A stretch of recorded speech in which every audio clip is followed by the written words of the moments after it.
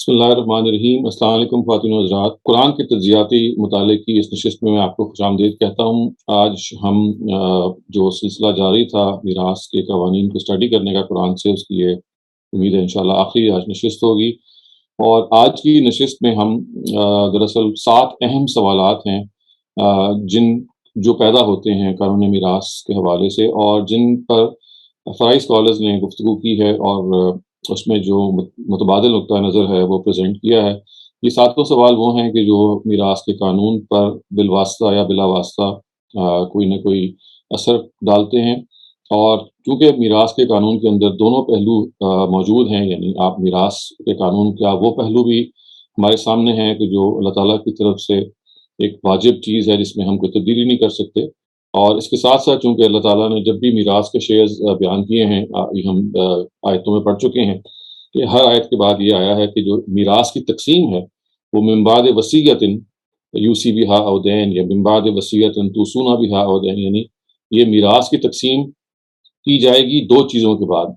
एक ये कि जो कर्ज़ आपने छोड़ा है उससे पहले वो उसको अदा किया जाएगा, और अगर आपने कोई वसीयत की है तो पहले वो पूरी की जाएगी। गोया कि कर्ज़ और वसीयत को जब आप एलिमिनेट कर लेंगे, उसके बाद आप जो मीरास के कानून जो कुछ बचेगा, मीरास का कानून उस पर उसका इत्लाक़ होगा। ये चीज़ भी ज़हन में रहनी चाहिए कि मीरास के कानून का इत्लाक़ इंसान के तरके पे होता है। तरके का मतलब है कि जो मरने के बाद आप छोड़ के जा रहे हैं। ज़िंदगी में आपने अगर कोई माल किसी भी को देना है, तो उसके लिए कोई कायदा कुरान में बयान नहीं हुआ। बहुत सारे लोगों के ज़हन में ये सवाल आता है कि जो मीरास के हिस्से हैं, क्या हम उसके लिहाज से दुनिया में भी वो उन्हीं हिस्सों को सामने रख के, उन्हीं शेयर्स को सामने रख के अपने अक़रबा को दे सकते हैं? तो देने को आप दे सकते हैं, लेकिन ज़हन में रखिएगा कि इस पे कोई पाबंदी नहीं है।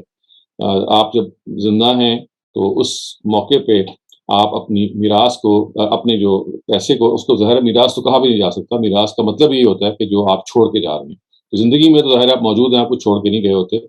तो आप अपने जायदाद को, अपने एसेट्स को, अपने गिफ्ट्स को जिस तरह से चाहे आप तक़सीम कर सकते हैं।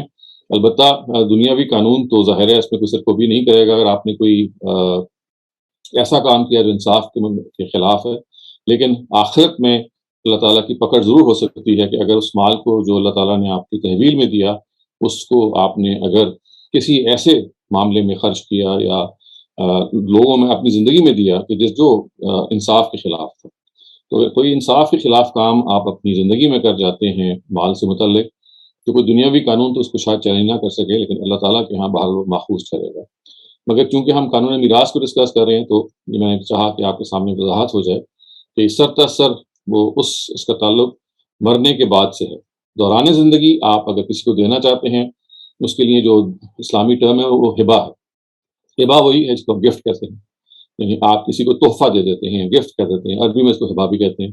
तो हिबा आप करना चाहें, मुंतकिल करना चाहें, ये आपकी मर्ज़ी है। आप अपने किसी भी औलाद को, स्पाउस को, वालिदैन को, किसी भी रिश्तेदार को किसी भी प्रोपोर्शन में दे सकते हैं।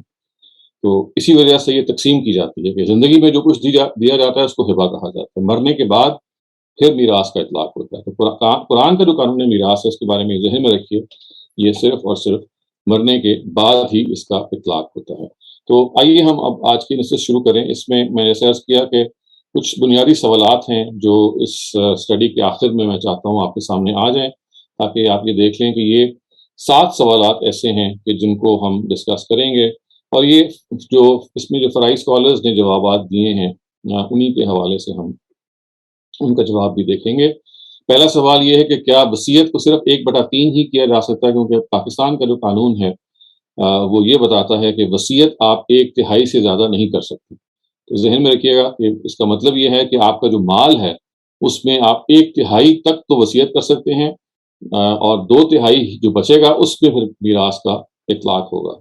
तो ज़िंदगी में अगर आप वसीयत कर रहे हैं तो ये कहा जाता है कि आप फिर सिर्फ़ और सिर्फ़ 1/3 तक कर सकते हैं। दूसरा सवाल ये है कि क्या हम जो वारिस हैं उनके हक़ में वसीयत कर सकते हैं? तीसरा सवाल ये है कि एक बेटी का जो हिस्सा है वो बेटे के मुकाबले में आधा क्यों है?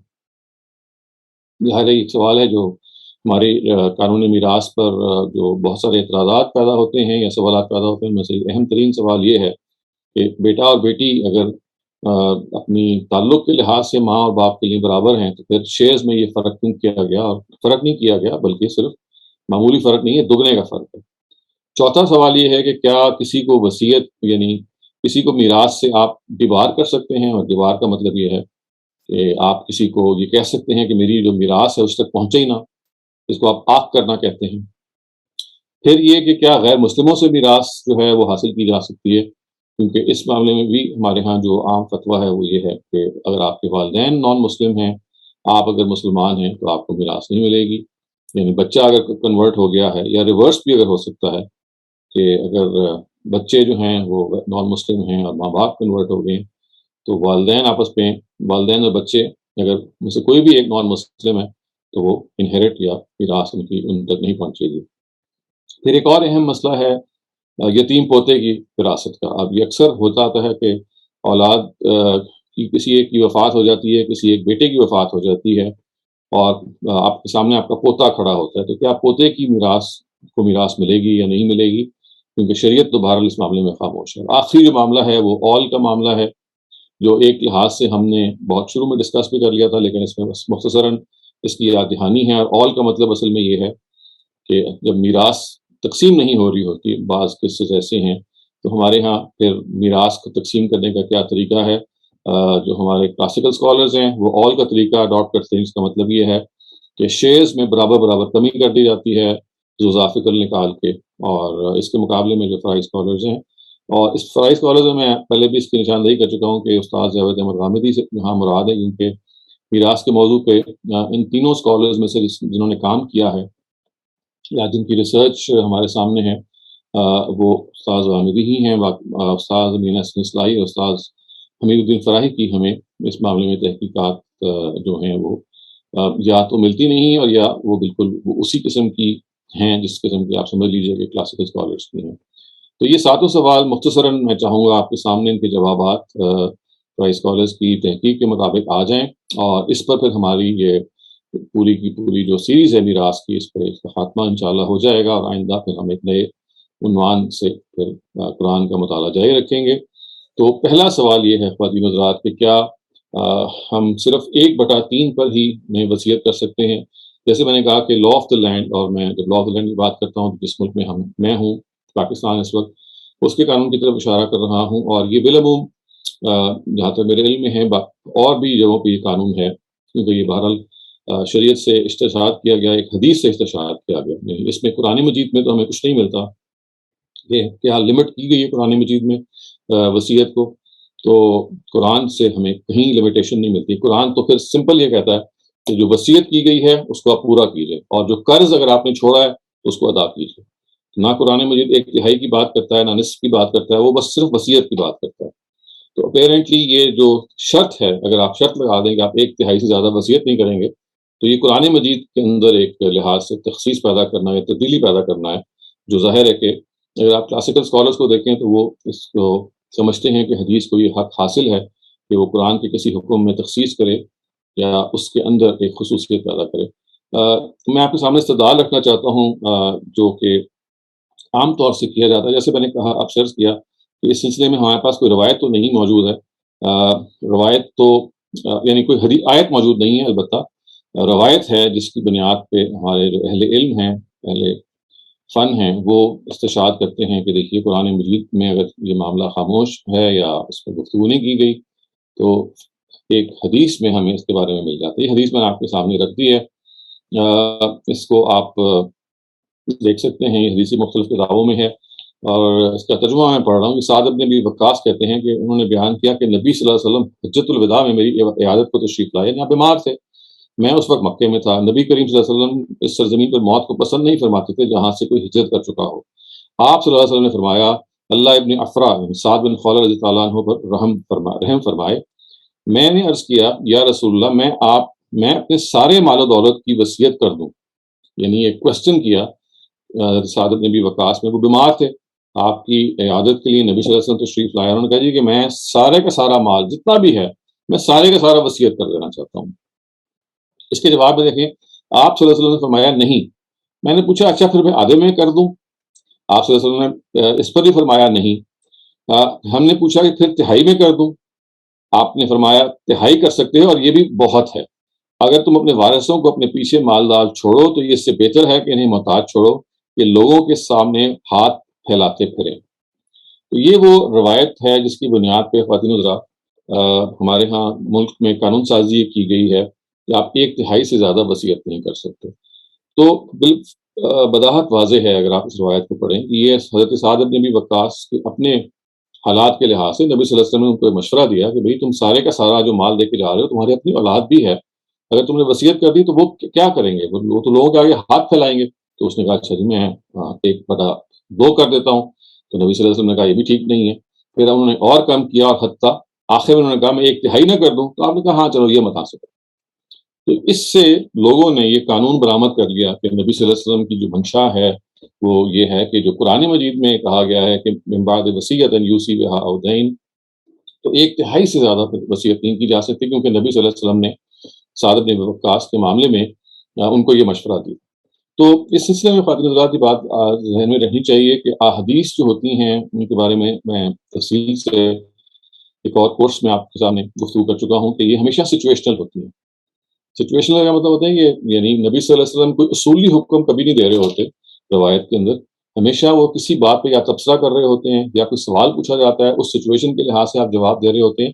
یعنی حدیث کے بارے میں ایک جو غلط فہمی انسانوں میں پیدا ہوتی ہے وہ یہ ہے کہ جیسے اللہ تعالیٰ نے قرآن نازل کیا ویسے نبی صلی اللہ علیہ وسلم بیٹھے تھے باقاعدہ حدیث پڑھانے یا اپنی بات کو سمجھانے, جیسے وہ روز کو درس دیا کرتے ہوں گے یا باقاعدہ طور پہ کچھ چیزوں کے بارے میں وہ کہتے ہوں گے کہ دیکھو قرآن کے علاوہ کچھ چیزیں ہیں جو میں آپ کو دینا چاہتا ہوں.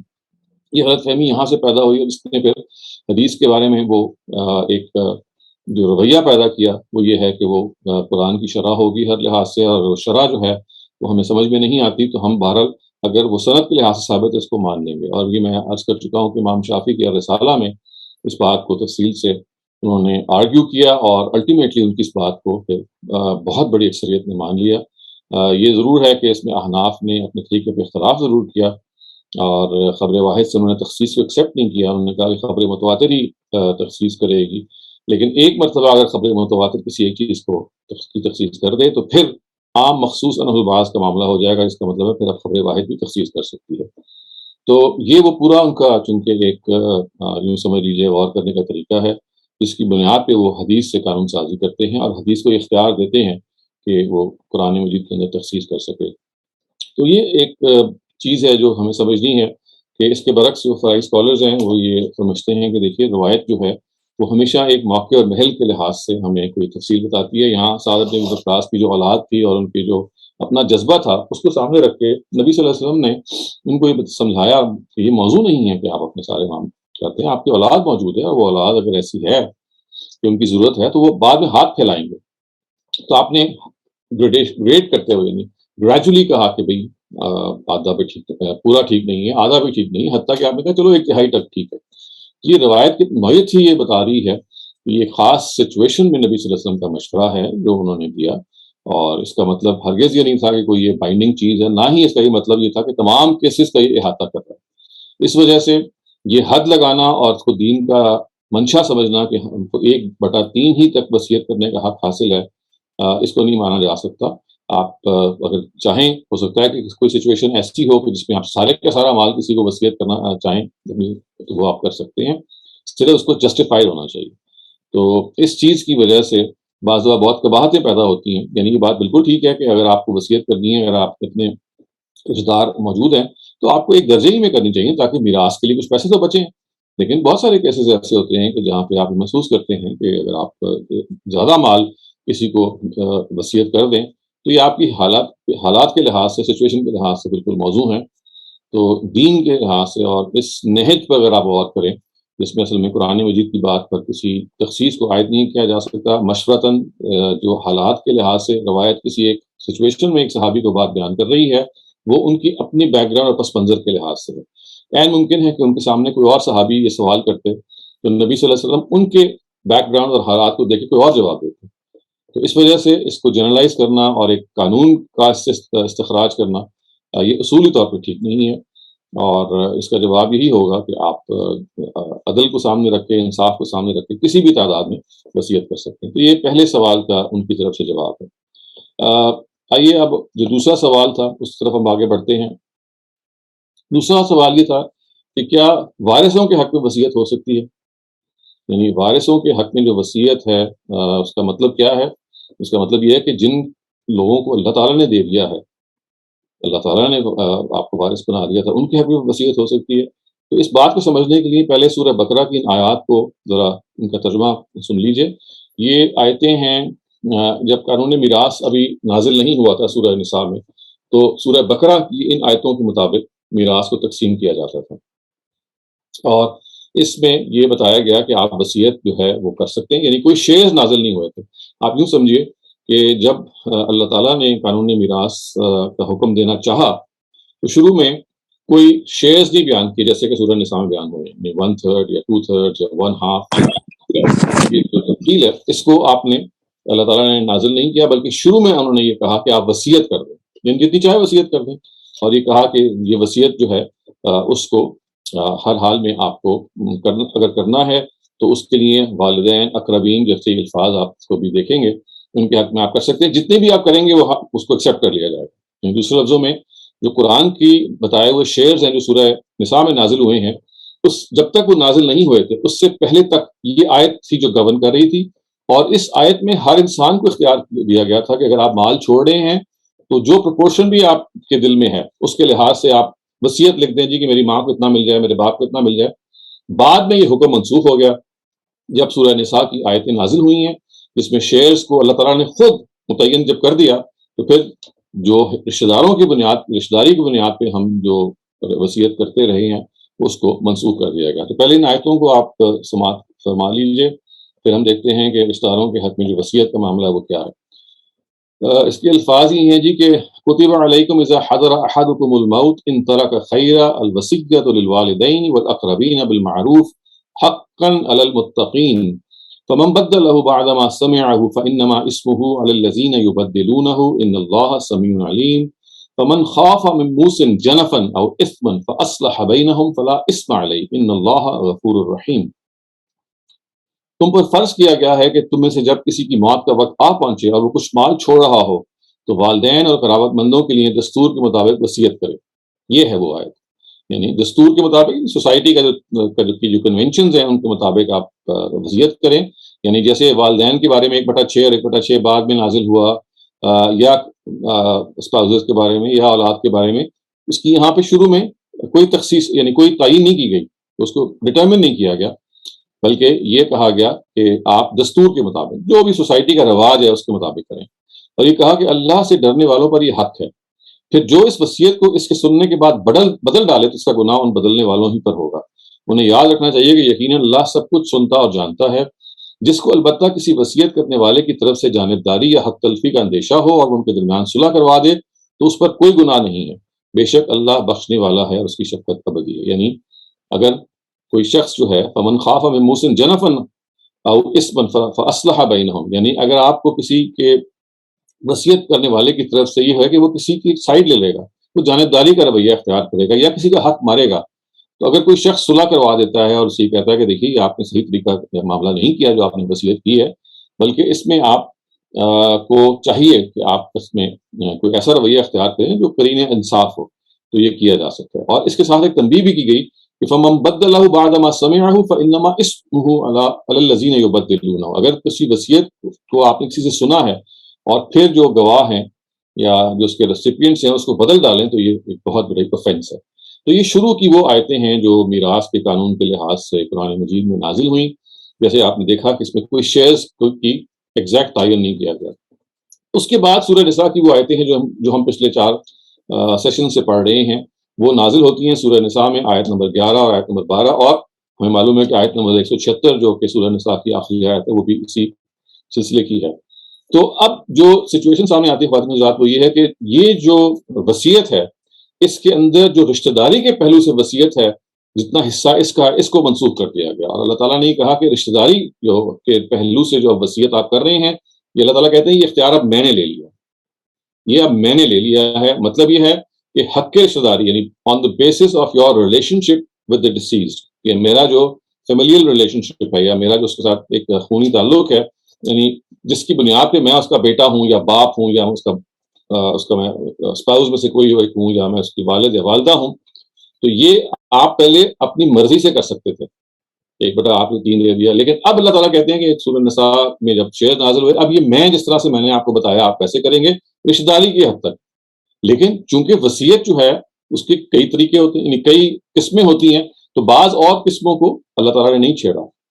دیکھیں وصیت آپ کسی کو ضرورت کے پہلو سے بھی کرتے ہیں، مثلا آپ اب اگر آپ نے اپنے بیٹے کو زیادہ دینا ہے یا بیٹی کو آگے سمجھ لیجیے زیادہ دینا ہے، آپ کا خیال یہ ہے کہ بیٹی جو ہے وہ کسی ضرورت کی وجہ سے، ہو سکتا ہے کہ وہ خدا نخواستہ ہینڈی کیپ ہو، یا ہو سکتا ہے آپ کو یہ خیال ہو کہ اس کی شادی نہیں ہو سکتی یا نہیں ہوگی اور زندگی کی دوڑ میں پیچھے رہ جائے گی، تو اب وہ ایک ضرورت مند کی جگہ پہ آ گئی ہے، تو اب آپ ضرورت کو سامنے رکھ کے اگر اپنی بیٹی کے حق میں وصیت کر دیتے ہیں یا والدہ کے حق میں وصیت کر دیتے ہیں یا کسی بھی وارث کے حق میں وصیت کر دیتے ہیں، تو یہ اس کے منافی نہیں ہوگا کہ آپ وارث کے حق میں وصیت نہیں کر سکتے، اس لیے کہ جو وارث کے حق میں وصیت ہے اس کا وہ والا حصہ جو رشتہ داری کی بنیاد پہ وہ اللہ تعالیٰ نے اپنے پاس رکھ لیا، لیکن وصیت صرف رشتہ داری کی بنیاد پہ تو نہیں نہ ہوتی، اس کی دو اور بنیادیں بھی ہیں، ایک ضرورت ہے اور دوسری خدمت ہے۔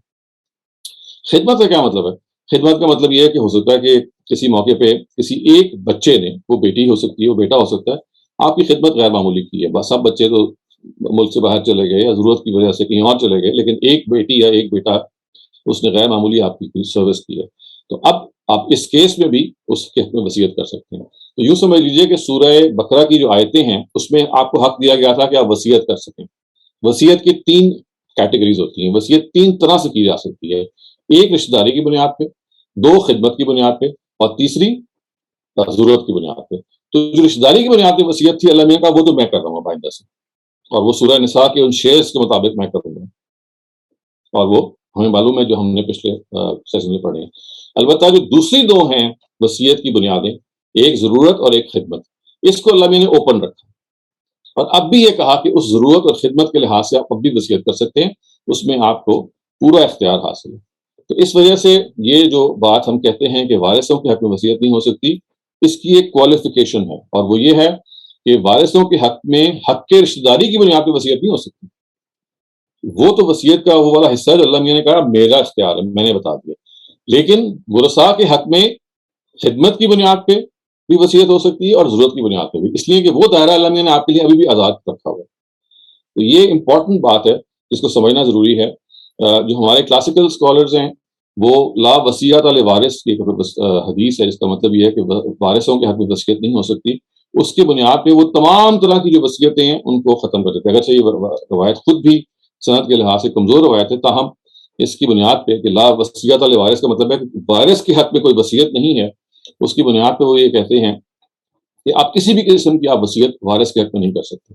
تو استاد جاوید احمد عامری فرائی اسکالر ریپرزینٹ کرتے ہوئے وہ یہ کہتے ہیں کہ وارث کے حق میں تو آپ وہ وصیت نہیں کر سکتے جو اللہ میاں نے اپنے پاس رکھی ہے، وہ کون سی ہے؟ وہ رشتہ داری کی بنیاد پہ، being a son, being a father, being a spouse, لیکن وہ رشتہ داری کی بنیاد پہ وصیت کی ایک قسم ہے، جو 2 اور قسمیں ہیں وہ خدمت ہے، وہ ضرورت ہے، ان کی بنیاد پہ ابھی بھی آپ وصیت کر سکتے ہیں۔ جیسے میں نے عرض کیا کہ بیٹی کو تو اسلام نے آدھا حصہ دیا ہے والدین کا، وہ کیوں دیا وہ بھی ہم آگے جا کے ڈسکس کریں گے، لیکن اس کا پورا امکان ہے کہ وہ جو بیٹی ہے یا کوئی ایک بیٹی جو ہے اس نے اپنی زندگی، جیسے بہت سارے واقعات ہمارے ذہن میں آتے ہیں، تو وہ شادی نہیں کرتی کسی والدین کی، کسی والد یا والدہ کی معذوری کی وجہ سے یا اولڈ ایج کی وجہ سے، بہت سارے اس طرح کے اور کازز ہوتے ہیں، وہ باپ کے پاس چپکی رہتی ہے، ماں کے پاس چپکی رہتی ہے، تو اب ظاہر ہے کہ اس کی غیر معمولی ایثار اور خدمت جو ہے وہ زیر بحث ہے۔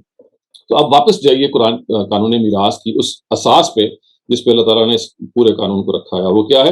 اقرب لکم نفع، منفعت کس کی کس سے زیادہ ہے؟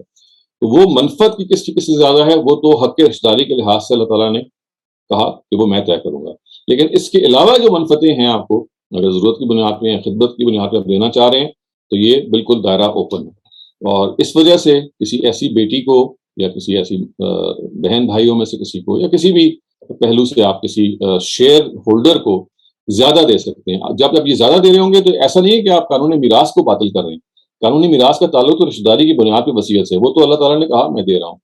زائد جب آپ دے رہے ہیں تو اس کی وجہ کیا ہوتی ہے؟ اس کی وجہ جیسے میں نے کہا کہ وصیت چونکہ 2 اور بنیادوں میں بھی کی جا سکتی ہے، اور وہ کون سی ہیں؟ ایک خدمت اور ایک ضرورت۔ تو اگر خدمت کا عنصر کہیں پایا جاتا ہے یا ضرورت کا عنصر کہیں پایا جاتا ہے تو اب آپ رشتہ داروں کے حق میں وصیت کر سکتے ہیں، یعنی अलल इतलाक वारिसों के हक में वसीयत का जो मामला है वो सिर्फ रश्तदारी की बुनियाद पे जो कानून है उस तक तो वो महदूद है, और वहां अल्लाह ताला ने क्लैम्प डाउन कर दिया है कि वहां आप इंटरफेयर नहीं कर सकते। लेकिन चूंकि वसीयत सिर्फ रिश्तेदारी की बुनियाद पर तो नहीं ना होती, और भी बुनियादें हैं, तो उसको ओपन रखा गया। इसी वजह से ये जो आयत आपके सामने हमने सूरह बकरा की अभी हमने डिस्कस की है, ये बता रही है कि ये वसीयत का एक हक है। कुतिबा अलैकुम इज़ा हज़रा अहदकुमुल मौत इन तरक खैरा अल वसीयतु लिल वालिदैन वल अक़रबीन बिल मारूफ। ये वसीयत का हक आपके पास मौजूद है। इसका वो उतना हिस्सा अल्लाह ताला कहते हैं मैंने अपने पास ले लिया है जो रिश्तेदारी की बुनियाद पे आगे किया जा सकेगा। तो ये एक बात है जो हमारे सामने रहनी चाहिए। अब तीसरा सवाल का जवाब भी फराइज स्कॉलर से सुन लें, और वो है कि why is the share of the daughter one half of the सन। यानी क्या वजह है कि अब और जो लड़कियां हैं उनका जो शेयर है वो, या बेटियां यूं समझ लीजिए, उनका शेयर जो है वो आधा है। ये ज़ाहिर एक बड़ा अहम सवाल है, इसलिए कि इसके नतीजे में बाज़ दफ़ा ये सवाल पैदा होता है कि क्या बेटियों की कमतर चीज़ है, या बेटियों की कोई इम्पोर्टेंस नहीं है कि उनको कम नहीं दिया गया बल्कि आधा दिया गया। तो ये इसको समझने के लिए ख़वातीन हज़रात थोड़ी सी मैं दराज़ नफ़सी करूँगा, ये समझाने के लिए कि अल्लाह ताला ने जब कानून मीरास को जिस तरह से नाज़िल किया, तो उसके पीछे जो पूरी फ़िलॉसफ़ी है वो ख़ानदानी निज़ाम की फ़िलॉसफ़ी। अगर आपको ख़ानदानी निज़ाम की फ़िलॉसफ़ी समझ में आ जाएगी जो दीन की है, तो फिर ये मीरास का ये हिस्सा कि बेटी का हिस्सा बेटे से आधा क्यों है, ये समझना आसान हो जाएगा। लेकिन अगर आप उस ख़ानदान की असास को नहीं समझेंगे जिस पे कुरान अपनी ख़ानदान की बुनियाद रखता है, तो बहुत सारे फिर संगीन सवाल पैदा होते हैं। तो जो सवाल है वो असल में समझने का ये है कि अल्लाह ताला ने जब इंसान को तख्लीक किया, तो जिस सिचुएशन में इंसान को तख्लीक किया उसमें जो बिल्डिंग ब्लॉक है सोसाइटी का, जिसकी बुनियाद पे सोसाइटी आगे बढ़ती है, जो एक बेसिक ईंट है, एक वो क्या है, वो फैमिली सिस्टम है, वो निज़ाम है ख़ानदान का। वो तख्लीक किया और ये कहा कि वो एक मर्द और एक औरत से वजूद में आएगा। चुनांचे जो पहला ख़ानदान था हमारा, अबुल आबा जो हमारे थे, जिनसे हमारी तख्लीक हुई है, वो हज़रत आदम और हज़रत हव्वा हैं। उसमें अल्लाह ताला ने बतदरीज जब शरीयत को नाजिल किया, तो जब नबी सल्लल्लाहु अलैहि वसल्लम का ज़माना आया, उससे पहले ये बात लगता है कि हो चुकी हुई थी, तो अल्लाह ताला ने ये उसको एक असूल के तौर पे, सोसाइटी के चलन के तौर पे, रिवाज के तौर पे पेश किया कि अर्रिजालु कव्वामून अलन निसा, के जो शौहर हैं उनकी हैसियत हेड ऑफ़ द फैमिली की है। और हेड ऑफ़ द फैमिली होने के नाते अब ये ज़रूरी है कि सारे जो रिलेशंस हैं वो उसके लिहाज से डिफ़ाइन किए जाएँ। तो अब अगर आप बेटी के शेयर के हवाले से आप देखेंगे तो आपको ये अंदाज़ा हो जाएगा कि जो दूसरी अहम बात है वो ये है कि एक तरफ आपको ये मालूम है कि ख़ानदानी निज़ाम के अंदर जो मर्द या शौहर है, उसको हेड ऑफ़ द फैमिली होने की जो पोज़ीशन है वो हासिल है। इसका मतलब ये है कि वो एक इंडिपेंडेंट एंटिटी बन जाता है। उसकी जो बीवी है, चूँकि ज़ाहिर है उसको वो हेड ऑफ़ द फैमिली होने की हैसियत हासिल नहीं है, तो अब उसको ज़ाहिर है कि अपने श हस्बैंड के लिहाज़ से बहुत सारे मामलात करने पड़ते हैं, वो हम अलग से डिस्कस कर चुके हैं। लेकिन जिसे आप कहते हैं ना कि जो एक गवर्निंग पोज़ीशन है, वो बीवी को हासिल नहीं होती। गवर्निंग पोज़ीशन जो है वो शौहर को हासिल है अल्टीमेटली, अगरचे ज़ाहिर है हो सकता है ज़रूरत कभी भी ना पड़े। लेकिन अगर कोई कास्टिंग वोट आए या कोई लेट्स से कि कहीं फैसला कुन जगह पे बात करनी हो और डिस्कशन के बाद भी अगर मामला स्टक हो जाए, तो फिर शौहर को वो हेड ऑफ़ द फैमिली होने की जो एक हैसियत है उसको सामने रखते हुए जो आखिरी बात है वो उसकी मानी जाएगी। दूसरी चीज़ जो इसमें आपको हमने समझने की है वो ये है कि कानून मीरास में जिस चीज़ को फैसल किया गया है, फैसला कुन हैसियत दी गई है मीरास की वजह, वो क्या है? अक़रबु लकुम नफ़ा, के न मनफ़त किसकी ज़्यादा है जिस चीज़ के लिहाज़ से, यानी मरने वाले की का कितनी मनफ़त है, यानी जो जो उस उन लोगों की कि जो उससे मुतल्लिक है। यानी जिसकी ज़्यादा नफ़ा होगा मरने वाले के लिए उसके ज़्यादा शेयर होगा। यानी शेयर्स का जो पूरे का पूरा दारोमदार है शेयरिंग का कुरान मजीद में, वो तमाम के तमाम इस बुनियाद पे है कि किसको किस उस मरने वाले से मनफ़त ज़्यादा मिलेगी। जिसको ज़्यादा नफ़ा मिलेगा, मनफ़त का मतलब है यूज़, बेनिफिट। तो बेनिफिट जो होता है वो लफ्ज़ मुबहम है, ज़ाहिर है यहाँ पे नहीं, हर लिहाज से बेनिफिट है, वो सोशल बेनिफिट है, वो समाजी बेनिफिट है, वो मॉनेटरी बेनिफिट है। तो बेनिफिट जिसको ज़्यादा मिल सकता है पोटेंशियली पोटेंशियली उसके लिहाज से इन शेयर्स को मुतय्यन किया गया। अगर ये 2 प्रेमिसेस समझ में आ गए हैं, तो अब ज़रा ये गौर कीजिए कि जो बेटी के शेयर के बारे में हम ये कहते हैं कि वो हाफ़ है, तो उसकी बुनियाद क्या है?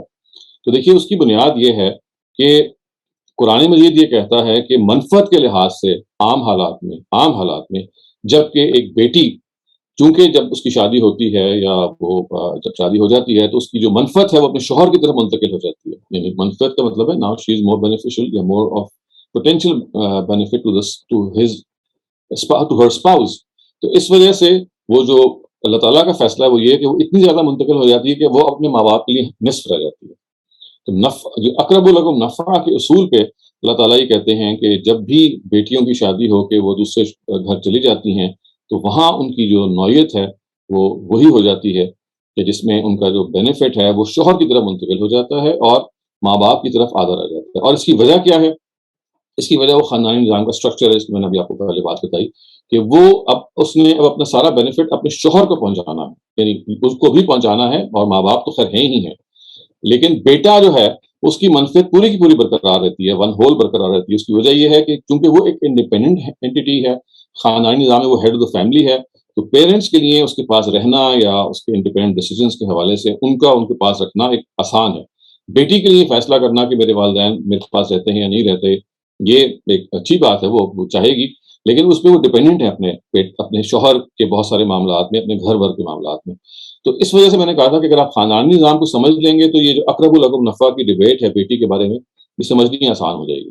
خاندانی نظام کے اندر چونکہ مرد قوام ہے اور ہیڈ آف فیملی ہے، اس وجہ سے جب اس کی شادی ہو بھی جاتی ہے تو اس کا جو بینیفٹ ہے اپنے والدین کے لیے وہ برقرار رہتا ہے، جبکہ بیٹی کا جو بینیفٹ ہے اس کے شوہر کی طرف شفٹ ہو جاتا ہے. اور اللہ تعالیٰ کے مطابق وہ اتنا شفٹ ہوتا ہے کہ وہ پھر والدین کے لیے ہاف ہی رہ جاتا ہے. چنانچہ اسی بنیاد پہ اس کو وہ ہاف حصے کا مستحق ٹھہرتے ہیں. لیکن اب سوال پیدا ہوتا ہے کہ بہت ساری بیٹیاں ایسی ہیں کہ جو اپنے بہت سارے دوسرے معاملات کے لحاظ سے بیٹوں سے زیادہ ہنرمند ہیں، یا ہنرمند کا لفظ ٹھیک نہیں ہے، وہ ایسی ہیں کہ انہوں نے جو بہت سارے معاملات کیے ہیں اس میں وہ مستحق ہیں کہ وہ اپنے شوہر اپنے باپ سے زیادہ پائیں. تو اس وجہ سے وہ رستہ بند نہیں ہے. اگر خدمت انہوں نے اپنے والدین کی زیادہ کی ہے یا وہ کسی ضرورت کے تحت مثلا شادی نہیں ہوئی، یا اگر ہوئی ہے تو شوہر نکمہ مل گیا ہے، بہت ساری اس طرح کی مثالیں دی جا سکتی ہیں، تو اب آپ اس بیٹی کے حق میں وصیت کر سکتے ہیں. اگر وہ وصیت میں اگر آپ کریں گے تو وہ اصل وصیت میں مداخلت نہیں کرے گی. اصل وصیت یا اصل میراث تو ہاف ہے نا اس کی، تو اب اس کو آپ ہاف سے زیادہ دے سکتے ہیں. جو آپ زیادہ دیں گے وہ اسی اصول پہ جو ہم نے پچھلا بھی سوال کا جواب دیا کہ میراث کی بنیاد پہ تو ان کو وہی شیئر ملے گا، یعنی رشتہ داری کی بنیاد پہ ملتا ہے.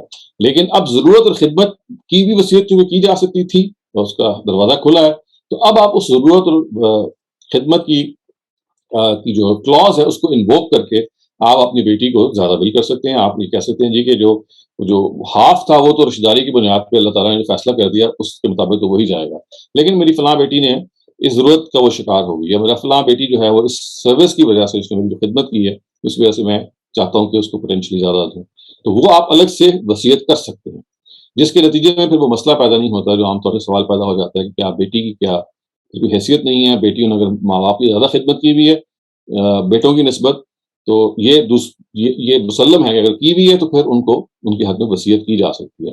مزید طرح یہ ہے کہ اگر آپ کسی بیٹی کو اپنی زندگی میں کچھ دینا چاہتے ہیں کسی بھی وجہ سے، اس پہ تو کوئی پابندی سرے سے ہی نہیں ہے. زندگی کا معاملہ جیسے میں نے کہا ہبا کرنے کا یا گفٹ دینے کا تو کسی سرے سے ہی نہیں ہے، لیکن اگر ہمیں یہ سمجھنا ہے خاندانی نظام کے اندر کہ کیوں ایک بیٹی کا حصہ آدھا ہے، تو وہ اس اصول پہ سمجھنا پڑے گا. اس کو ہم خاندان کا پرنسپل میں نے ابھی آپ کو بتایا. اسی وجہ سے آپ دیکھیے یہ ڈبیٹ مرد اور عورت کی نہیں ہے، یعنی یہ نہیں کہا گیا کہ خواتین کا حصہ آدھا ہے مردوں کا حصہ دگنا ہے، نہیں، بیٹی کا. کیونکہ ماں باپ کا جب معاملہ ہوتا ہے، جب اولاد ہوتی ہے، تو قرآن کیا کہتے ہیں لکل واحد منہم السدس، دونوں کو 1/6 ملے گا. بوتھ ول ریسیو 1/6، ایکول ہے، یعنی باپ کو بھی 1/6 ماں کو بھی 1/6 تو جب اولاد ہوتی ہے. تو اس کا مطلب یہ ہے کہ یہاں پہ جو کمپیریزن ہو رہا ہے وہ مرد اور عورت کا نہیں ہے، جیسے کہ عام طور سے اس کو بنا لیا جاتا ہے کہ دیکھیں جی مردوں کو زیادہ ملتا ہے عورتوں کو زیادہ ملتا ہے، جبکہ دیکھیں والدین میں دونوں کو برابر مل رہا ہے، اس میں ایک عورت ہے اور ایک مرد ہے. یہ اولاد کا معاملہ ہے، اور اولاد میں بیٹی اور بیٹے کے اندر جو خاندانی نظام کے اندر جو اگر آپ اس کی اینٹ کو صحیح سمجھ لیں، اس کا جو بلڈنگ بلاک کو صحیح سمجھ لیں کہ بیٹی جب شادی ہو کے دوسرے گھر چلی جاتی ہے تو اس کی اب منفعت شوہر کی طرف منتقل ہو جاتی ہے. اور چونکہ قانونی میراث کی بنیاد منفعت پر ہے، یعنی اقرب لکم نفع کہ کس کی منفعت زیادہ ہے، تو اللہ تعالیٰ یہ کہتے ہیں کہ وہ آدھی وہاں منتقل ہو جاتی ہے اور آدھی وہ بچ جاتی ہے، جبکہ بیٹے کی چونکہ he still the head of the family, جب شادی ہوتی ہے تو وہ رہتی ہے. تاہم اگر بیٹیوں نے خدمت زیادہ کی ہے، اگر زندگی دوڑ میں پیچھے رہ گئی ہیں، تو ان کے حق میں آپ ایکسٹرا وصیت کر سکتے ہیں. اس وجہ سے اس سوال کا جواب یہ ہوگا کہ جی بیٹی کا حصہ آدھا ہے، لیکن اس کی کچھ کوالیفیکیشنز ہیں اور کچھ تفصیلات ہیں جن کو سمجھ ہی کہ ہمیں اس پورے معاملے کو سمجھنا ہے۔ اگلا سوال اب دیکھیے ہمارے پاس جو پیدا ہوتا ہے، جو چوتھا سوال ہے وہ یہ کہ اگر کسی کو ہم میراث سے ڈیبار کر سکتے ہیں، جس کو ہم آگ کرنا کہتے ہیں، تو آگ کرنا کے بارے میں بھی اگر آپ کو پرنسپل پتہ چل گیا تو اس کا جواب میرے خیال ہے آپ سب کو معلوم ہوگا۔ پرنسپل کیا ہے کہ منفعت ہونی چاہیے، یعنی پوٹینشلی منفعت ہونی چاہیے ڈسیزڈ کے لیے اس کی جو آپ کا وارث ہے۔ لیکن فرض کیجئے مثال کے طور پہ کہ اگر آپ کسی ایسے بیٹے کو جو انتہائی نامناسب ہے، اس نے والدین کے ساتھ سب و شتم کیا ہے، گالیاں نکالی ہیں، مارا پیٹا ہے یا بہت برا معاملہ کیا ہے، حتیٰ کہ قتل کر دیا، یعنی ایسا بھی ہوتا ہے کہ بعض دفعہ قتل کر دیتے ہیں، تو اس میں تو ہمیں نبی صلی اللہ علیہ وسلم کی نسبت سے ایک روایت بھی ملتی ہے جس میں انہوں نے کہا ہے کہ والد کو قتل نہیں کیا جائے گا اپنی اولاد کی نسبت، اگر اس کی اصول یہ ہے، یعنی یہ ایک میرا جو قصاص کا معاملہ ہے۔ لیکن اس کی بنیاد ہے کہ آپ کسی کو محجوب الارث کر سکتے ہیں، یہ ایک ٹیکنیکل اصطلاح ہے، اس کا مطلب کیا ہے کہ کیا آپ کسی کو وراثت سے ڈیبار کر سکتے ہیں؟ تو اس کا جواب ہے یس، آپ کر سکتے ہیں۔ کیوں؟ اس لیے کہ میراث کے قانون کی بنیاد نفع پر ہے، کتنا نفع ہے جو ڈسیز کو وارث سے ملے گا۔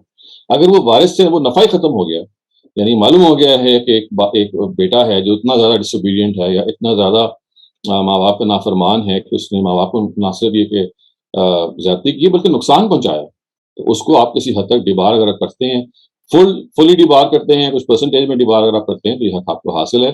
اور اس کی وجہ وہی ہے کہ اگر آپ علت کو سمجھ لیں، اور علت وہ جیسے میں بار بار عرض کر رہا ہوں کہ وہ وہی ہے کہ ڈسیزڈ کو وہ کیا بینیفٹ ہے جو کہ وارث سے اس کو ملتا ہے۔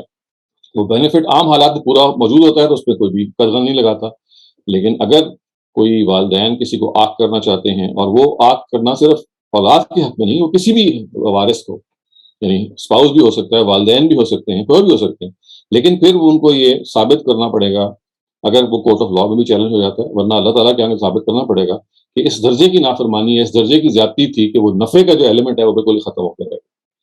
تو اس وجہ سے ہم یہ کہیں گے کہ ٹیکنیکلی اس کی گنجائش موجود ہے، لیکن اس کی جسٹیفیکیشن پھر ایک شخص کے پاس ہونی چاہیے، کیونکہ اگر وہ کورٹ آف لا میں چیلنج ہو جاتی ہے تب اس کو جسٹیفائی کرنا ہے، اور اگر اللہ تعالیٰ کے ہاں وہ چیلنج ہو جاتی ہے تو تب بہرحال اللہ تعالیٰ کے ہاں اس کو بہرحال فیس کرنا ہے اس پورے معاملے کو۔ تو یہ اس سوال کا بھی جواب ہے۔ اس سے اگلا سوال بھی ہم تب چلتے ہیں، اور وہ اگلا سوال یہ ہے کہ جو پانچواں سوال ہے کہ انہیریٹنس آف نان مسلم۔ اب یہ بخاری کی ایک روایت ہے جس کی بنیاد پہ یہ کہا جا رہا ہے کہ لا یرث المسلم الکافر ولا الکافر المسلم، نہ مسلمان ان میں سے کسی کافر کا وارث ہوں گے اور نہ یہ کافر کسی مسلمان کے وارث ہوں گے۔ اگر آپ تفصیل ان چیزوں کی پڑھی ہوگی جو اس سے پہلے ہم نے انڈرسٹینڈنگ دا قرآن سیریز میں جو میں نے کچھ چیزیں پڑھائی تھیں، تو آپ کے سامنے یہ بات آ چکی ہوگی زبان کے اعتبار سے کہ یہاں جو لفظ استعمال ہوا ہے وہ کافر ہے، اور اس پہ الف لام ہے، یعنی یہ ہر غیر مسلم کے لیے استعمال نہیں ہوا یہ لفظ، اور نہ ہی جو الف لام ہے اس کے نتیجے میں یہ بالکل ایک جنرل کیٹیگری بن جاتی ہے کہ ہر کافر یہاں پہ مراد ہے۔ پہلی بات تو یہ کہ ہاں کافر سے مراد اگر آپ قرآن کی روشنی میں سمجھیں گے، یہ وہ لوگ ہیں جو نبی صلی اللہ علیہ وسلم کے سامنے تھے اور جنہوں نے جانتے بوجھتے انکار کیا تھا، اور جانتے بوجھتے انکار ہونے کی وجہ سے پھر ان کو کچھ سزا دی گئی تھی، اور وہ سزا ہمیں معلوم ہے کہ اہل کتاب کے لیے مختلف تھی، اور وہ سزا جو مشرکین ہیں ان کے لیے مختلف تھی۔ تو یہ اصل میں روایت جو ہے یہ اس قبیل کی ہے، اس پس منظر کی ہے کہ یہ جو لوگ ہیں جنہوں نے نبی صلی اللہ علیہ وسلم کی دعوت کو جانتے بوجھتے انکار کر دیا، اب یہ ان کی جو منفعت ہے وہ ختم ہو گئی ہے، یعنی وہی والی بات ہے کہ ان کا کوئی نفع جو ہے وہ بالکل ایسا ہے کہ واضح ہو گیا کہ اب وہ کوئی نفع کیری نہیں کرتے، کیونکہ اب یہ نقصان ہی پہنچا سکتے ہیں۔ انہوں نے جانتے بوجھتے حق کا انکار کیا ہے، اور جو نفع ہو سکتا تھا اس کی بنیاد پہ وہ ختم کر دیا گیا، یا ختم ٹھہرا دیا گیا ہے ان کے اس رویے کی وجہ سے۔ تو اس وجہ سے جب یہ کہا جاتا ہے کہ غیر مسلم جو ہیں وہ میراث ان کی تک نہیں پہنچ سکتی، یہ عام سرے سے بات ہی نہیں ہے۔ یہ قانون اتمام حجت کے تحت یہ صرف اور صرف ان کافروں کے لیے تھا جو نبی صلی اللہ علیہ وسلم کی اپنی زندگی میں موجود تھے اور جنہوں نے جانتے بوجھتے انکار کیا تھا۔ اور جب جانتے بوجھتے انکار کیا تھا تو پھر یہ کہا گیا کہ اب یہ جن کا نفع ہے وہ کسی مسلمان کے لیے اب اس کو نہیں پہنچے گا، اس لیے کہ جو اصل نفع جو دینی پہلو سے اس کو پہنچ سکتا ہے اس کو انہوں نے اپنے سے اللہ تعالیٰ کے انکار یا اللہ تعالیٰ کے رسول کے حوالے سے جو ان کا انکار کا رویہ تھا اس کو اڈاپٹ کر کے انہوں نے اپنے آپ کو ڈیبار کر لیا۔ لیکن اس کے نتیجے میں یہ نتیجہ نکالنا کہ سارے کے سارے نان مسلم سے انہیریٹنس نہیں ہو سکتی جیسا کہ نکالا گیا ہے کلاسیکل اسکالرس کا، یہ درست نہیں ہے۔ یہ ایسے ہی ہے کہ جیسے آپ قرآن کی آیت پڑھیں کہ اہل ایمان جو ہیں وہ کفار کو دوست نہ بنائیں اور سارے کے سارے کفار آپ ان میں شامل کریں۔ وہاں پہ بھی یہی ہے کہ اہل ایمان جو ہیں ان کافروں کو، یہ جو انہوں نے جانتے بوجھتے انکار کیا ہے اس پیغمبر کی دعوت کا، ان کو انہوں نے دوست نہیں بنانا۔ تو یہاں پہ بھی الکافر سے مراد وہ ہیں کہ جنہوں نے نبی صلی اللہ علیہ وسلم کی دعوت کے ساتھ یہ معاملہ کیا ہے۔ چنانچہ آج اگر آپ کے ہمارے گھروں میں کانورٹس ہوتے ہیں، والدین کانورٹ ہو جاتے ہیں یا بچے کانورٹ ہو جاتے ہیں، تو اس پہ اس قانون کا ہرگز اطلاق نہیں ہوگا۔ ان کا جو میراث جیسے شریعت کے مطابق اگر وہ لینا چاہتے ہیں دینا چاہتے ہیں تو اس میں کوئی قدغن نہیں ہے یا کوئی چیز آڑے نہیں آئے گی اگر آپ اس اپروچ کو دیکھیں۔ لیکن اگر آپ اس میں لفظ کافر کو عموم کے طور پہ لے لیں گے جیسا کہ لے لیا گیا ہے، تو پھر وہی نتیجہ نکلے گا جو کہ آج کل نکلا ہوا ہے کہ ہمارے ہاں مغرب میں، یو ایس میں، یو کے میں، آسٹریلیا میں، جہاں جہاں پہ بھی اس طرح کا، چونکہ بہت سارے لوگ مسلمان ہوتے رہتے ہیں تو آئے دن یہ مسئلہ پیدا ہوتا ہے کہ میری یعنی کسی کے والد جو ہیں وہ غیر مسلم ہیں، کسی کی اولاد غیر مسلم ہے، کسی کی ماں غیر مسلم ہے، کسی کا اسپاؤس غیر مسلم ہے۔ تو نتیجہ یہ نکلتا ہے کہ اس روایت کی بنیاد پہ وہ کہتے ہیں کہ جی چونکہ ہم اب ہمارے مذہب الگ الگ ہو گیا تو ہم وی کی ناٹ میوچولی انہیرٹ۔ تو یہ اس میں نے آپ کو جیسے عرض کیا کہ اس روایت کا ایک خاص موقع اور محل ہے، اس کو عام نہیں کیا جا سکتا، اور آج اس کو ہم ہرگز اس لحاظ سے نہیں انووک کر سکتے کہ غیر مسلم ایک دوسرے کے ساتھ یا غیر مسلم اور مسلمانوں کے درمیان میراث جو ہے وہ نہیں آ سکتی۔ آئیے ہم اب چھٹے سوال کی طرف بڑھتے ہیں۔ کل 7 سوال تھے جیسے میں نے عرض کیا تھا، ان سب کو ہم باری باری ٹیکل کر رہے ہیں۔ جو چھٹا سوال ایک بہت انٹرسٹنگ سوال ہے اور وہ ہے یتیم پوتے کی وراثت کا۔ تو یتیم پوتے کی وراثت کے بارے میں تو فاطمہ نظرات یہ آپ ذہن میں رکھیے نا کہ یہ ایک عامۃ الورود مسئلہ نہیں ہے۔ عامۃ الورود کا کیا مطلب ہے؟ It's not a general issue which is often invoked, یعنی آپ سمجھ لیں گے قرآن مجید کا ایک طریقہ یہ بھی ہے قانون سازی کا کہ وہ قانون سازی ان چیزوں کی کرتا ہے کہ جو عامۃ الورود ہوتی ہے، جو وچ ہیپن جنرلی۔ چنانچہ آپ دیکھیے والدین کا یا اولاد کا یا اسپاؤزز کا یا بہن بھائیوں کا، ان سب کا جو معاملہ ہے وہ کیا ہے؟ ان سب کا معاملہ یہ ہے کہ یہ سب کے سب عام طور سے انسان کے ہوتے ہی، جب آپ دنیا چھوڑ کے جا رہے ہوتے ہیں تو ان میں سے کوئی نہ کوئی موجود ہوتا ہے۔ یہ جو واقعہ ہے کہ آپ کا بیٹا آپ کا رخصت ہو جائے دنیا سے اور اولاد اس کی زندہ ہو، یہ it's not a general sort of a thing. تو اس لیے قرآن یہاں پہ خاموش ہے، قرآن مجید نے یہاں پہ خاموشی اختیار کی ہے۔ اس میں جو کلاسیکل اسکالرس کی رائے ہے وہ یہ ہے کہ اگر آپ کی ایک ہی اولاد ہے، یعنی ایک ہی بیٹا ہے اور اس کا بھی آگے ایک بیٹا ہے اور آپ کے بیٹے کا انتقال ہو جائے تو آپ کا جو پوتا ہے وہ آپ کے بیٹے کی میراث پالے گا، یہ اگر ایک ہی بیٹا ہے۔ اس میں تو کوئی دو رائے نہیں ہے۔ اس وجہ سے یہ لگتا ہے کہ یہ قرآن مجید کے اصول کے بالکل مطابق ہے۔ یعنی اصول کیا ہے کہ اقرب الکم نفع، کہ جو قریب ترین بینیفٹ میں ہے۔ تو ظاہر ہے کہ جب آپ کا بیٹا رخصت ہو جائے گا تو اس کی جگہ آپ کا پوتا لے لے گا، وہ پوتا بمنزل ہی بیٹا بن جائے گا، تو اس کی وہی حیثیت ہو جائے گی۔ لیکن ہمارے جو کلاسیکل اسکالرز ہیں وہ چچاؤں کی موجودگی میں بھتیجوں کو حصہ نہیں دیتے، یا کسی ایک بیٹا جس کی جو فوت ہو گیا ہے، یعنی آپ یوں سمجھ لیجیے کہ ایک شخص ہے، اس کے 4 بیٹے ہیں، ایک بیٹے کی ڈیتھ ہو گئی ہے اور جس کی ڈیتھ ہوئی ہے اس کا بھی ایک بیٹا ہے، تو یہاں پہ ہوا نا یتیم پوتا اس کا ہو گیا، لیکن اس کے 3 چچا بھی ابھی زندہ ہیں۔ تو کلاسیکل اسکالرز یہ کہتے ہیں کہ چچاؤں کی موجودگی میں جو ایک بیٹا فوت ہوا ہے اس کے بیٹے کو میراث نہیں ملے گی۔ اس کو ہم کہتے ہیں محجوب الارث ہونا، یعنی جو چچا ہیں وہ وراثت میں روک پیدا کر دیتے ہیں۔ وہ صرف کہتے ہیں کہ آپ صرف ان 3، یعنی وہ جو اوپر صاحب تھے جو فوت ہوئے ہیں، ان کا ایک بیٹا تو رخصت ہو گیا، اس کو تو ظاہر ہے کچھ نہیں ملے گا، اس کی اولاد کو بھی کچھ نہیں ملے گا، لیکن جو چچا ہیں انہیں کو پھر میں تقسیم ہو جائے گا۔ اور اسی کو مختلف جگہوں پہ قانونی بنایا گیا ہے ہمارے ہاں۔ اور ہاں یہ ضرور ہو سکتا ہے کہ اگر جو دادا ہیں وہ اگر اپنی زندگی میں وصیت کر دیں کہ میرے پوتے کو کچھ دے دیا جائے، پھر تو دے دیا جائے، لیکن اگر انہوں نے زندگی میں وصیت نہیں کی ہے تو پھر جو کلاسیکل اسکالرز ہیں وہ اگر چچا موجود ہیں تو ان کی موجودگی میں یتیم پوتے کو میراث کا حق نہیں ٹھہراتے۔ اس کے برعکس جو فرائی اسکالرز کی اپروچ ہے، یہاں اگین میں آپ سے کہوں گا استاد حامدی ہی کی میں بات کروں گا کیونکہ اس پہ انہوں نے کلام کیا ہے۔ ہمارے باقی جو دونوں فرائی اسکالرز ہیں ان کے بارے میں ہم تفصیل نہیں معلوم کہ ان کی رائے اس موضوع پہ کیا ہے۔ تو وہ یہ کہتے ہیں کہ نہیں، یہاں پہ بھی اصل میں یتیم پوتے کو حصہ ملنا چاہیے، کیونکہ پوتا جو ہے وہ اپنے باپ کی عدم موجودگی میں اب بمنزلی اس بیٹا اقرب بن گیا ہے اپنے دادا کا، یعنی وہ اپنے باپ کی موجودگی میں بھی بیٹا ہی تھا، लफ्ज बेटे का इतलाक हो सकता है उस पर, लेकिन जब बेटा नहीं रहा तो अब अकरबु लकुम नफ़ा के सूर में वो जो पोता है वो एलिवेट होकर बेटा ही बन गया, क्योंकि अब उसकी नफ़े की जो हैसियत है, जो जो कानूनी मीरास की बुनियाद है, वो वही है जो जो बेटे की है।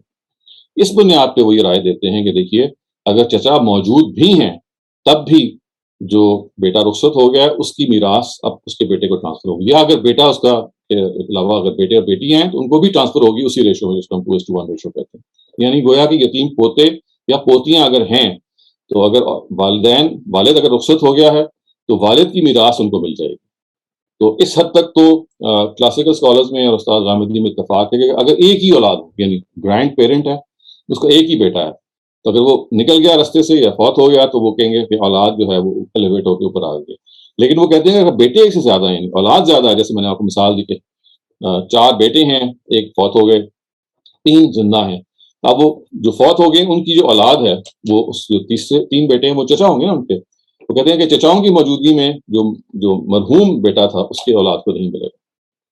तो इसके जवाब में वो ये कहते हैं कि नहीं, उसको मिलना चाहिए, इसलिए कि अपनी नेचर में अब वो बेटा कानूनी मीरास के उसूल, जो कि उसूल क्या है कि अकरबुल लकुम नफ़ा, who is closest to benefit, अब वो अपने बाप का यानी अपने दादा का वो बेटे की जगह पे आ गया, गोया उन चचाओं के बराबर हो गया है, बाप से रुखसत हुआ है। तो अगर वो सिर्फ बेटा है तो उसको मिल जाएगा, अगर वो बेटे और बेटियां हैं तो उसी असूल पे इनको भी मिल जाएगा। तो वो ये राय रखते हैं कि असल में अगरचे कुरान खामोश है, लेकिन कुरान का मंशा अगर हम समझने की कोशिश करें, तो उसको सामने रख के जो वालिद है, जो मरहूम वालिद है, उसको उसकी मीरास आप से आप बच्चों को पहुंचेगी, चचाओं की मौजूदगी में भी, ना कि सिर्फ जब वो ना हो। तो ये बिल्कुल लिंग्विस्टिक्स के असूल पे उन्होंने इस मसले को हल किया है। और चूंकि वलद का जो वर्ड है, हम जब कहते हैं ना मेरा बेटा, उर्दू ज़बान में भी, अरबी ज़बान में भी, बहुत सारी ज़बानों में भी वो पोते के लिए भी उतना ही यानी एप्ट है। यानी जिस तरह से हम जब वालिद का लफ्ज़ बोलते हैं तो वो ऊपर तक चला जाता है, दादा के लिए भी इस्तेमाल हो जाता है। बिल्कुल ऐसे ही हम जब औलाद का वर्ड बोलते हैं तो उस औलाद के अंदर पोते भी शामिल होते हैं। तो यहाँ ये हुआ है कि जब बेटा रुखसत हो गया है, तो अब पोता जो है वो बाप की जगह पे, यानी वो उसी जगह पे आ गया है मनफत के एतबार से जो बाप था। इसलिए यहाँ पे कोई कायम मकामी नहीं हो रही, वो कायम मकाम नहीं हुआ, बल्कि मैंने ही अपने बाप की जगह पे वो आ गया। आखिरी चीज ख्वातीन हज़रात जो मैं डिस्कस करूंगा, फिर आप सवाल कर सकते हैं, वो ऑल का मसला है। और वो ऑल का मसला आपको मालूम ही है, हम एक मौके पे डिस्कस कर चुके हैं, और ये आपके सामने एक एग्जांपल मैं दोबारा दे देता हूँ जो शुरू में भी हमने डिस्कस की थी। ये अगर हमारे क्लासिकल स्कॉलर्स ये कहते हैं कि जो अगर सिर्फ बेटियां हैं, तो वो फिर उनको पूरी मीरास से हिस्सा दिलवाया जाएगा, और अगर बेटे और बेटियां हैं तो उसमें कोई मसला नहीं पैदा होता, अगर सिर्फ बेटे हैं उसमें मसला पैदा नहीं होता। लेकिन अगर सिर्फ बेटियां हैं, तो जैसे कि आपको याद होगा हमने शुरू में डिस्कस किया है, इन कुन्ना निसाअन फौqa इस्नतैन के असूल पे वो कहते हैं कि यहाँ अगर सिर्फ बेटियां हैं तो अब ये बच्चे भी मीरास से नहीं दिया जाएगा, बल्कि पूरी की पूरी मीरास से दिया जाएगा। लेकिन अब मसला पैदा ये होता है कि अगर पूरी मीरास से दिया जाता है, तो फिर ये हिस्से तकसीम नहीं होते। और ये आपके सामने है, मैंने कैलकुलेशन की हुई है। ये हिस्से फिर जब आप क्लासिकल स्कॉलर्स के लिहाज से तकसीम करते हैं, तो फिर वो ये बनते हैं। देखिए कि जब आपकी औलाद होती है, तो औलाद की मौजूदगी में बीवी का हिस्सा कितना है? 1/8। जब औलाद होती है तो माँ का हिस्सा कितना है? 1/6। जब औलाद होती है तो बाप का हिस्सा कितना है? 1/6। और जो जब 2 बेटियां हों, आपको याद होगा, तो हमने पढ़ा था फ़इन कुन्ना निसाअन फ़ौक़ निस्फ़तैन फ़लहुन्ना सुलुस, यानी उनके लिए 1/2 है, सुलुसा मा तरक। तो अगर आप ये उनको काउंट करें, क्योंकि सारी मीरास से देने हैं, यानी आपने 1/8, 1/6, 1/6 और 2/3 इसको आपने पूरी मीरास से देना है, तभी मीरास तकसीम ही नहीं होती। ये मीरास तकसीम नहीं होती, एक से ज्यादा बन जाती है। तो आप जब ये काम करने बैठेंगे तो नतीजा ये निकलेगा कि अब you will be at a loss कि भाई हम क्या करें। तो फिर वो ये कहते हैं कि हजरत उमर ने इस मसले का हल ये निकाला, और ये निकाल के ये बताया कि देखिए इसमें आप बराबर बराबर कमी कर लीजिए, इसको एक जुआफिकल लें, एक एलसीएम लें, और प्रोपोर्शनेट कमी करके आप इस मसले को हल कर सकते हैं। और इस पर वो अता इब्न अबी रबाह और अब्दुल्ला इब्न अब्बास का अपने, वो आपको याद होगा मैंने बताया भी था कि उन्होंने बहुत तअस्सुफ से ये कहा कि जो खुदा जमीन के रेत के जर्रों को गिन सकता है, क्या उसके लिए ये मुश्किल था कि वो मीरास को जब ऐसे तकसीम करेंगे 1/8 और 1/6 और 1/6 और 2/3, तो वो एक से ज्यादा हो जाए, तकसीम ही ना हो पाए। اور تعصب کا انہوں نے اظہار کیا تھا کہ بھئی حضرت عمر نے چونکہ استحاض کیا ہے لہٰذا ہماری میراث تو ہماری زندگی میں بھی انہی کی ہیبت اتنی ہے کہ انہی کے مطابق تقسیم ہوگی، لیکن یہ بالکل ایک لایانی چیز ہے۔ ایک طرف وہ تبصرہ بھی یہ بیان کرتے ہیں لیکن ساتھ وہ کہتے ہیں یہ حل بھی ہے، اور یہ حضرت عمر کی بہت بڑے اجتہادات میں کو سمجھ کے ان کو سراہا جاتا ہے۔ تو استاد جاوید احمد غامدی کا میں نے آپ کے سامنے نقطہ پریزنٹ کیا تھا، یہ بتایا تھا کہ دیکھیے اس میں جو بنیادی غلطی ہو رہی ہے وہ یہ ہے کہ بچیوں کا جو شیئر ہے وہ پوری میراث سے دیا جا رہا ہے۔ بچیوں کا جو شیئر ہے وہ پوری میراث سے نہیں دیا جا سکتا۔ اصل میں یوں سمجھیے کہ اولاد ہے، ابھی ہم اس کو چھوڑ دیں کہ اولاد میں صرف بیٹیاں ہیں، صرف بیٹے ہیں، یا بیٹے اور بیٹیاں دونوں ہیں۔ اولاد کے لیے قانونی میراث نازل ہوا ہے۔ یہ کہا جا رہا ہے کہ دیکھو یہ آپ نے اب اولاد کو یہ حصہ دینا ہے، ہاں ان کو دینے سے پہلے ذرا ان کو بھی دے دو، ان کو بھی دے دو، ان کو بھی دے دو۔ یہ ایسے ہے ان آیتوں کا اسٹرکچر۔ لیکن عربی زبان میں وہ جب ان کو بیان ہوئی ہیں جس طرح سے، اگر آپ اس کی رعایت نہ کریں، جو فے کی رعایت ہے، جیسے میں کہتا ہوں کہ فین کو نسان کے جو ورڈز آئے ہیں، یہ اصل میں اولاد کی ایک یوں سمجھ لیے ایک سچویشن بھی بیان کی جا رہی ہے۔ یعنی قرآن کیا کہتا ہے کہ للذکر مثل حظ الانثیین، ایک جنرل بات کرتا ہے کہ بیٹے کو بیٹی کی میراث کا دوگنا ملنا ہے، اور وہ کہتا ہے کہ ہاں اگر صرف بیٹیاں ہیں تو پھر بیٹیوں کو 2/3 ملنا ہے۔ مطلب کیا ہے کہ 1/3 بچہ ہے۔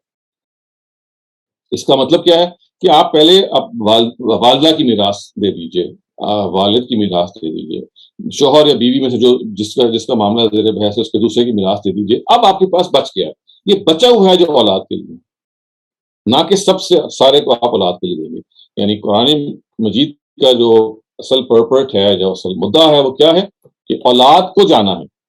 اگر وہ صرف بیٹے ہیں تو تقسیم ہو جائے گا، بیٹے اور بیٹیاں ہیں تو 2:1 میں تقسیم ہو جائے گا، صرف بیٹیاں ہیں تو 2/3 مل جائے گا، 1/3 جو ہے وہ بچ جائے گا، اس کو آپ یوز کر سکتے ہیں وصیت کے لیے۔ لیکن یہ نہیں ہو سکتا کہ آپ اس 2/3 کو پوری میراث سے دیں، یہ آخر میں اس کو تقسیم ہونا ہے۔ یعنی یوں سمجھ لیجیے اگر آپ اس مثال کو دیکھیے تو اس مثال میں جو اس کو کیلکولیٹ کرنے کا کیا طریقہ ہوگا کہ آپ 1/8 1/6 اور 1/6 یہ پوری میراث سے دیں گے۔ یعنی ماں کا حصہ اور باپ کا حصہ اور بیوی کا جو حصہ ہے وہ پوری میراث سے ہوگا، بچ جو جائے گا اس کا 2/3 اب آپ نے دینا ہے بیٹیوں کو۔ اور مزے کی بات یہ کہ جب آپ 2/3 دیں گے تو 1/3 پھر بچ جائے گا، تو اس 1/3 کو ایک مرتبہ پھر آپ ان بیٹیوں کے حق میں وصیت کر سکتے ہیں، یا کسی اور کلالہ رشتہ دار کے حق میں وصیت کر سکتے ہیں۔ تو اس وجہ سے یہ ایشو سرے سے پیدا ہی نہیں ہوتا، اور قرآن کے جو حصے ہیں وہ تقسیم ہو جاتے ہیں۔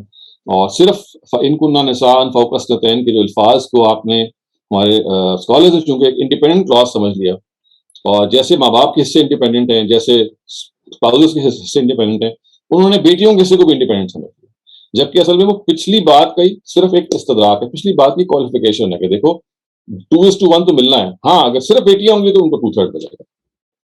تو اس چیز کو انہوں نے حل کیا اور یہ بتایا کہ دیکھیے یہ ایسے ہے۔ تو میں اپنی بات یہاں پہ ختم کرتا ہوں۔ ہاں 2 چیزیں میں کہنا چاہوں گا جو میں نے اصل میں اعتراف کرنا چاہتا ہوں کہ میرے سے غلط ریپرزینٹ ہو گئی ہیں کلاسیکل ویو کی بھی اور استاد جاوید احمد غامدی کی ویو کی بھی۔ پچھلے 1 یا 2 سیشن میں بعد میں مجھے توجہ ہوئی تو میں ان کی کریکشن بھی کرنا چاہ رہا ہوں۔ پہلی چیز جو کلاسیکل نقطہ نظر کی میں کریکشن کرنا چاہ رہا ہوں جو میرے سے غلطی ہوئی بیان کرنے میں، وہ یہ ہے کہ آپ کو یاد ہوگا کہ میں نے یہ بتایا تھا کہ کلالہ کے نقطۂ نظر میں جب یہ بات بیان کی جا رہی تھی تو مجہول فعل استعمال ہوا تھا، یوسا بہا ہوتے ہیں، اور یہ میں نے عرض کیا تھا کہ دیکھیے اس کو مسئلے کو گریوٹی کو سمجھنے کے نتیجے میں جب اس مسئلے کو دیکھا گیا تو اس کو پھر اس کی قرأت یوسی بھی کی گئی۔ تو یہ میں آپ کو اس کی صراحت اس وقت میں نے بیان نہیں کی تھی، جو میں چاہتا ہوں کریکٹ کر کے آپ کو دوبارہ بیان کروں کہ یہ یوسی کی جو قرأت ہے یہ ہماری جو اس وقت جو احناف یا یوں سمجھ لیجیے کہ وہ قرأت جس کو ہم قرأت عامہ کہتے ہیں، جس کی بنیاد پہ قانونی میراث کو سمجھا گیا ہے ہمارے کلاسیکل اسکالرز میں، وہاں پہ وہ اس یوسا کو یوسا ہی پڑھتے ہیں۔ یہ یوسی کی قرأت ہے، یہ نافع کی قرأت ہے، یہ مراکش میں پڑھی جاتی ہے یا جو دوسرے مصائف ہیں ان میں پڑھی جاتی ہے۔ تو میں نے جو غلطی سے کہہ دیا تھا وہ یہ تھا کہ ہمارے جو کلاسیکل اسکالرز ہیں وہ بھی اس کو یوسی پڑھتے ہیں، نہیں وہ یہ غلطی تھی، وہ یوسی نہیں پڑھتے، وہ یوسا ہی پڑھتے ہیں۔ یوسی اصل میں نافع کی قرأت جو کہ ایک نیا مصحف ہے، جو ایک نئی قرأت ہے قرآن مجید کی جو نارتھ افریقہ میں کی جاتی ہے، یہ اس میں ہے۔ چنانچہ ان کے ہاں یہ یوسا یوسی کا مسئلہ سرے سے پیدا ہی نہیں ہوتا، وہ یوسا کے مجہول ہونے کو ایکسیپٹ کر لیتے ہیں، اور وہ لنگوسٹکلی یہ بات ایکسیپٹ کر لیتے ہیں کہ بھئی یہ مجہول فعل اگر آ بھی گیا تب بھی یہاں پہ موروث کا ذکر ہے۔ یعنی آپ یاد کیجئے نا کہ کلالہ کے معاملے میں یہ بحث تھی کہ کیا یہاں پہ وارث یا ہے یا موروث ہے۔ موروث کا مطلب ہے جو وارث تقسیم کرتا ہے، جو وراثت تقسیم کرتا ہے، اور وارث کا مطلب ہے جس کی حق میں وصیت کی جائے۔ تو استاذ غامدی نے یہ بتایا تھا کہ دیکھیے یہاں پہ جو ذکر ہے وہ کیا ہے؟ تو ذکر ہے اس کا جس کے حق میں وصیت کی جا رہی ہے، جو وارث کہلاتا ہے، یعنی وہ موروث نہیں ہے، یعنی جس کو کلالہ رشتہ دار ہونے کی وجہ سے وارث بنایا جا رہا ہے، یہ ایک ترجمہ ہے۔ اور دوسرا ترجمہ یہ ہے کہ جس میں آپ کلالہ کو موروث سمجھ لیتے ہیں، یعنی جو خود جس کا باپ یا اولاد نہیں ہے، تو آپ نے کہا کہ یہ شخص کمزور ہے، کلالہ کا ورڈ کمزور ہے، اور اس کے حوالے سے آپ بات کر رہے ہوتے ہیں کہ اس کی یہاں پہ میراث ہے تو یہ میں آپ کی کریکشن صرف کرنا چاہ رہا تھا کہ یوسی کی جو قرات ہے یہ ہمارے کلاسیکل اسکالرز اس کو نہیں استعمال کرتے، یہ قرات البتہ ہے، یہ بالکل ہے جو مجھے غلطی لگ رہی تھی، لیکن وہ قرات اصل میں نارتھ افریقن مصحف میں موجود ہے۔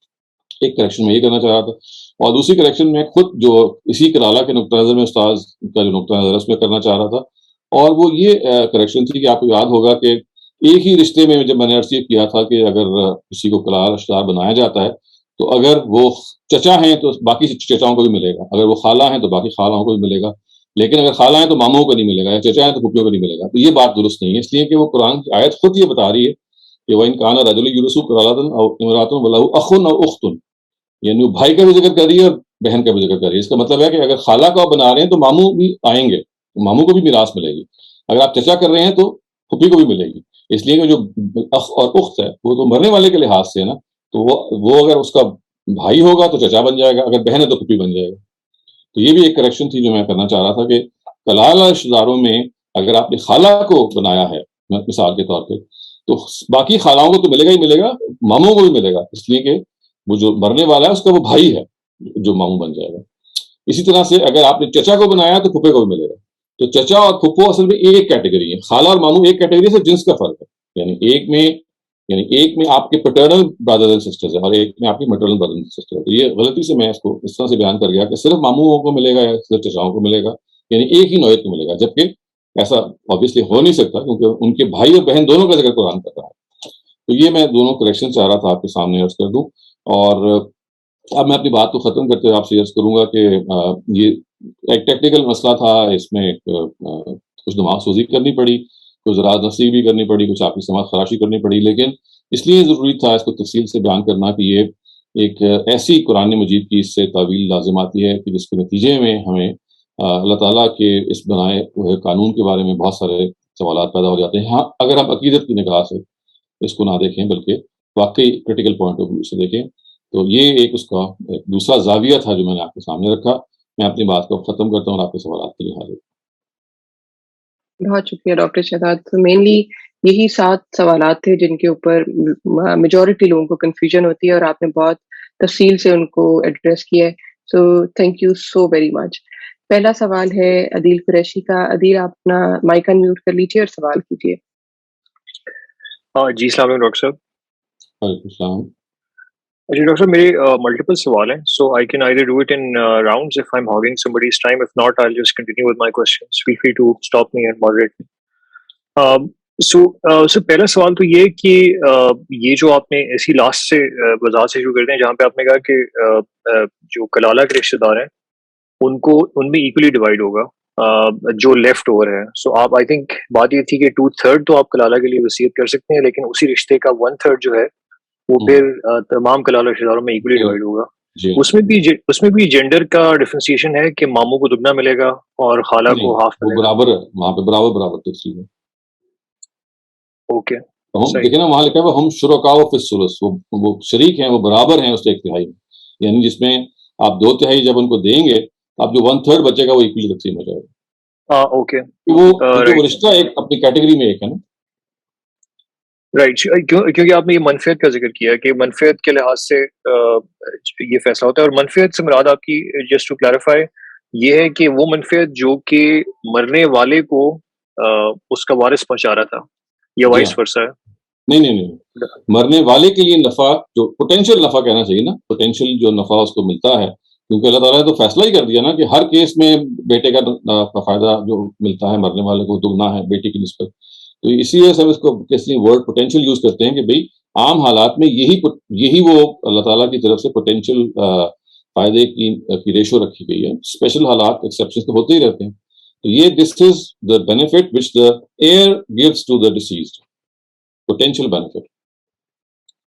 اوکے، اچھا دوسرا آپ نے یہ جو ایک کیس بتایا جہاں پہ پوتے کا حصہ ہونا چاہیے، تو اس طرح کے اور کیسز بھی بہت کامن ہیں. فار انسٹنس کہ ایک بیٹے کا اپنے والد کا یا والدہ کی زندگی میں انتقال ہو گیا، لیکن وہ بیٹا بھی اپنے پیچھے اپنی بیوی بچے اپنا بیٹا چھوڑ کے مرا. تو اس کیس میں کیا ہوتا ہے؟ اس کے جب والدہ کا یا والد کا انتقال ہوگا اور بھائیوں بہنوں میں تقسیم کا ٹائم آئے گا، تو بھائی تو مر چکا ہے لیکن بھائی کی فیملی زندہ ہے، تو اس کو بھی پھر وراثت اسی طریقے سے ٹرانسفر کی تو جائے گی یا وہ نہیں ہوگی؟ وہ دیکھیں نا، ان کے وہ اب اس کی جو اولاد ہے اس سے قائم مقام ہوگی، بیوی کو تو نہیں ملے گا. یعنی اس کی میراث تو تقسیم اصول پہ نہیں نہ ہو رہی، اس کی میراث تو اقرب العقب نفع کے اصول پہ ملے گی. یعنی جو بہو ہے، جو بیوی بنے گی ہے جو اس کی ڈسیز کی، اس کے نہیں، بلکہ اگر اس کی ڈیتھ ہو گئی ہے تو اب نیچے جو بیٹے اور بیٹی موجود ہیں وہ اوپر آ جائیں گے، اور وہ اقرب العقب نفع کے اصول پہ ان کی حیثیت بیٹے اور بیٹیوں ہی کی ہو جائے گی. تو وہ جو دادا ہیں، اب وہ ان کا جو شیئر جو بیٹے کو ملنا تھا، فرض کیجیے کہ وہ 100 روپے تھا، بیٹا رخصت ہو گیا، اب وہ 100 روپے بیٹے اور بیٹیوں میں 2:1 کی نسبت تقسیم ہو جائے گی. رائٹ. اچھا، دوسرے یہ جو آپ نے تین طریقے بتائے کہ تین اپروچز بتائیں کہ ایک تو آپ کا رشتہ داری کے لحاظ سے تقسیم ہے، دوسرا آپ کی خدمت کے لحاظ سے تقسیم ہے، اور تیسرا ضرورت کے لحاظ سے. ضرورت کے لحاظ سے. اس کا سورس قرآن میں کیا ہے؟ آپ نے کس آیت سے، حمدی صاحب نے کس آیت سے ان سے بات کر کے یہ تین وہ تو ڈفرنٹ دیکھیں طریقے کامن بتائے؟ سینس ہے کہ وصیت جب کی جاتی ہے تو اس کے 3 ہی طریقے ہوتے ہیں. یعنی اگر آپ استقصاء کریں، بعض دفعہ انڈکشن کرتے ہیں نا آپ، انڈکشن میں ہوتا ہے کہ آپ سارے کے سارے چیزوں کو کا استقصاء کرتے ہیں، تو یہ ان 3 کے آگے کوئی چیز فال آؤٹ نہیں کرتی.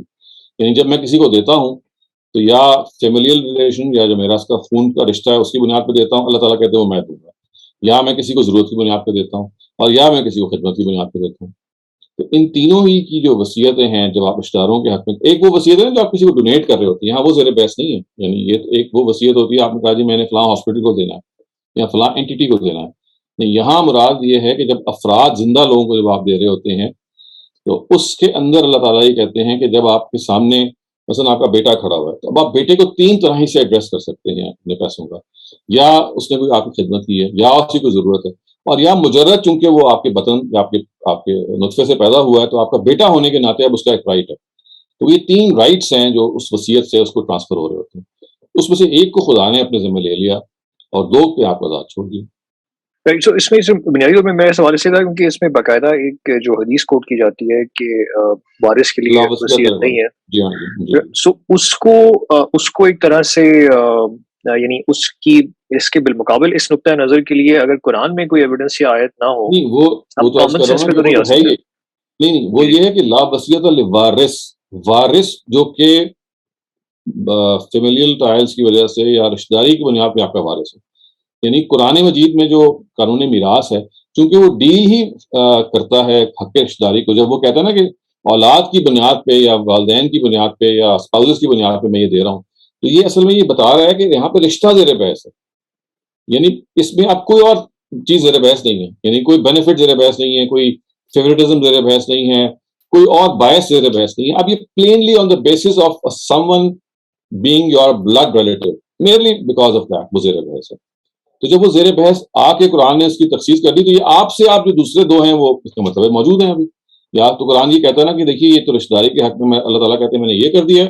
ہاں کوئی خدمت کا معاملہ ہو تو اس کے میں یہ ہے، ہاں ضرورت کا معاملہ تو اس کا بھی تقسیم کا طریقہ یہ ہے. وہ اللہ تعالیٰ نے چھیڑا ہی نہیں. تو جب چھیڑا نہیں تو اس کا مطلب ہے کہ وہاں پہ وہ آپ کے پاس لیوریج موجود ہے. اچھا، یعنی یہ وارث میں بھی بیسیکلی بنیادی طور پہ یہ اس حدیث وارث کا، میں جو ہاں لفظ جی کا اطلاق جی کرتے ہوئے ہم کہتے ہیں کہ لفظ رشتہ داری کے تعلق کی وجہ سے، تو جی اس وجہ سے جی جی یہ بات. بالکل. یعنی لا وصیت للوارث، پہلی بات تو میں نے آپ کو بتایا نا یہ روایتی ثابت نہیں ہے. روایت ہمارے یہاں زبان عالم تو ہوگی لیکن اس کی نسبت مشکوک ہے. لیکن چونکہ ہمارے فقہا نے اس کو لے لیا ہے تو اس میں اگر اس کو مان بھی لیا جائے کہ نبی صلی اللہ علیہ وسلم نے یہ بات کہی تھی، تو اصل میں ان وارثوں کے بارے میں کہی تھی جو رشتہ داری کے حق کی بنیاد پر وارث ہیں، نہ کہ دوسرے وارث. کیونکہ اسی کے بارے میں تو اللہ تعالیٰ نے نہیں کہا ہے کہ میں نے جب قانون نازل کر دیا ہے تو آپ کیوں اپنی لام لگا رہے ہیں. یہ اللہ تعالیٰ کو کامن سینس کی بات ہے نا کہ اللہ تعالیٰ کہہ رہے ہیں کہ یہ حق تو میں نے لے لیا. تو جب یہ حق میں نے لے لیا تو اب آپ اس بنیاد پہ کسی وارث کے حق پہ وصیت نہیں کر سکتے، کیونکہ I have now taken up this responsibility. پہلے یہ آزاد تھے آپ. دیکھیں اس لیے میں نے سورہ بقرہ کی آیتیں کوٹ کی. سورہ بقرہ میں پہلے یہ کہا گیا تھا کہ آپ معروف کے طریقے پہ کنونشنز کو سامنے رکھ کے جس طرح چاہیں وصیت کر سکتے ہیں. پھر بعد میں اللہ تعالیٰ نے کہا کہ نہیں، اب میں چاہتا ہوں کہ اس میں اسپیسیفک، وہ اسپیسیفک میں ہونے میں خدا نے پھر ایک حصے کو اپنے لیے نکال دیا. ورنہ پھر ظاہر ہے کہ وہ باقیوں کے بارے میں اسپیسیفائی کرتے ہیں. شور. اب ایکچولی میرے 2-3 سوال اور ہیں، اگر اکرم صاحب پہ سوال لینا چاہتے ہیں تو it's fine, I can hold my questions and then come back. جی thank you so much. I think let's take question from Akram Bhatti اور پھر آپ کی طرف واپس آ جائیں گے. بہت شکریہ. السلام علیکم سر. جی وعلیکم السلام سر. میرے سواگت جابطہ دے چکے ہیں لیکن مجھے کلیئر نہیں ہوا، اس لیے دوبارہ میں آپ کو کہ کلالہ کے بارے میں کلالہ کے بارے میں سوری وہ جو آگ کرنے کے بارے میں قرآن پاک میں کہاں سے آپ ڈرائیو کر رہے ہیں کہ آگ کیا جا سکتا ہے، کیونکہ اللہ تعالیٰ یہ بھی فرماتا ہے جو اس سے میں نے مقرر کر دیے مرنے کے بعد میری ذمہ داری، جیسے آپ بھی فرما رہے ہیں مرنے کے بعد اللہ تعالیٰ ٹیک اوور کر لیتا ہے کہ now I will the one who tell you how to divide your اس میں تو بچوں کے لکھا ہوا ہے، آگ کا تو لکھا ہی نہیں ہوا، تو پھر اس کو کہاں سے ڈرائیو کر رہے ہیں؟ آگ کا اس لیے وہاں پہ علت اصل چیز ہے. دیکھیے جب آپ دین کو سمجھتے ہیں تو دین میں احکام علت کی بنیاد پہ دیے جاتے ہیں. علت کا مطلب ہے ایک ریزن ہوتا ہے. اگر وہ انڈر لائن ریزن کہیں پہ ایبسنٹ ہو جائے تو آپ اس کو سمجھتے ہیں کہ بھئی یہاں پہ یہ لا اب یہ جو چیز ہے یہ ویلڈ نہیں ہے. آپ دیکھیے مثال کے طور پہ لا یہ تھا کہ آپ نے لال بتی پہ رکنا ہے، لیکن آپ ایمبولینس ہے. اب یہ کامن سینس کی بات ہے کہ ایمبولینس اگر لال بتی پہ رکے گی تو یہ یعنی اس کے ساتھ یہ ہے ہی نہیں ہے، this is something which is an exception. تو بالکل ویسے ہی ہے جو آپ نے سوال کیا ہے، لال بتی میں تو ہر ایک نے رکنا ہے لیکن ایمبولینس پہ کیا رکے گی. اسی طرح سے منفعت جو ہے وہ انڈرسٹوڈ ہے ہر ایک کی. تو اللہ تعالیٰ نے کہا کہ دیکھیے چونکہ میں قانون دے رہا ہوں منفعت کی بنیاد پہ، تو باپ کی منفعت یہ ہے، بیٹے کی یہ ہے، بیوی کی یہ ہے، شوہر کی یہ ہے، بہن بھائیوں کی یہ ہے. لیکن اگر وہ منفعت ہی ختم ہو جائے، یعنی جیسے میں نے کہا نا کہ والد یہ بھی تو ہو سکتا ہے نا کہ باپ غلطی پہ ہو، اس نے زیادتی کی ہو، لوگ کرتا ایسا ہو سکتا ہے، ایسا ہو سکتا ہے. دیکھیے تو پھر وہ چیلنج ہو جائے گا نا. اصل میں یہاں تو ہم حق کی بات کریں، حق تو ہے تو حق تو غلط استعمال بھی ہو جاتا ہے نا. دنیا میں دیکھیے 2 طرح سے معاملات ہوتے ہیں.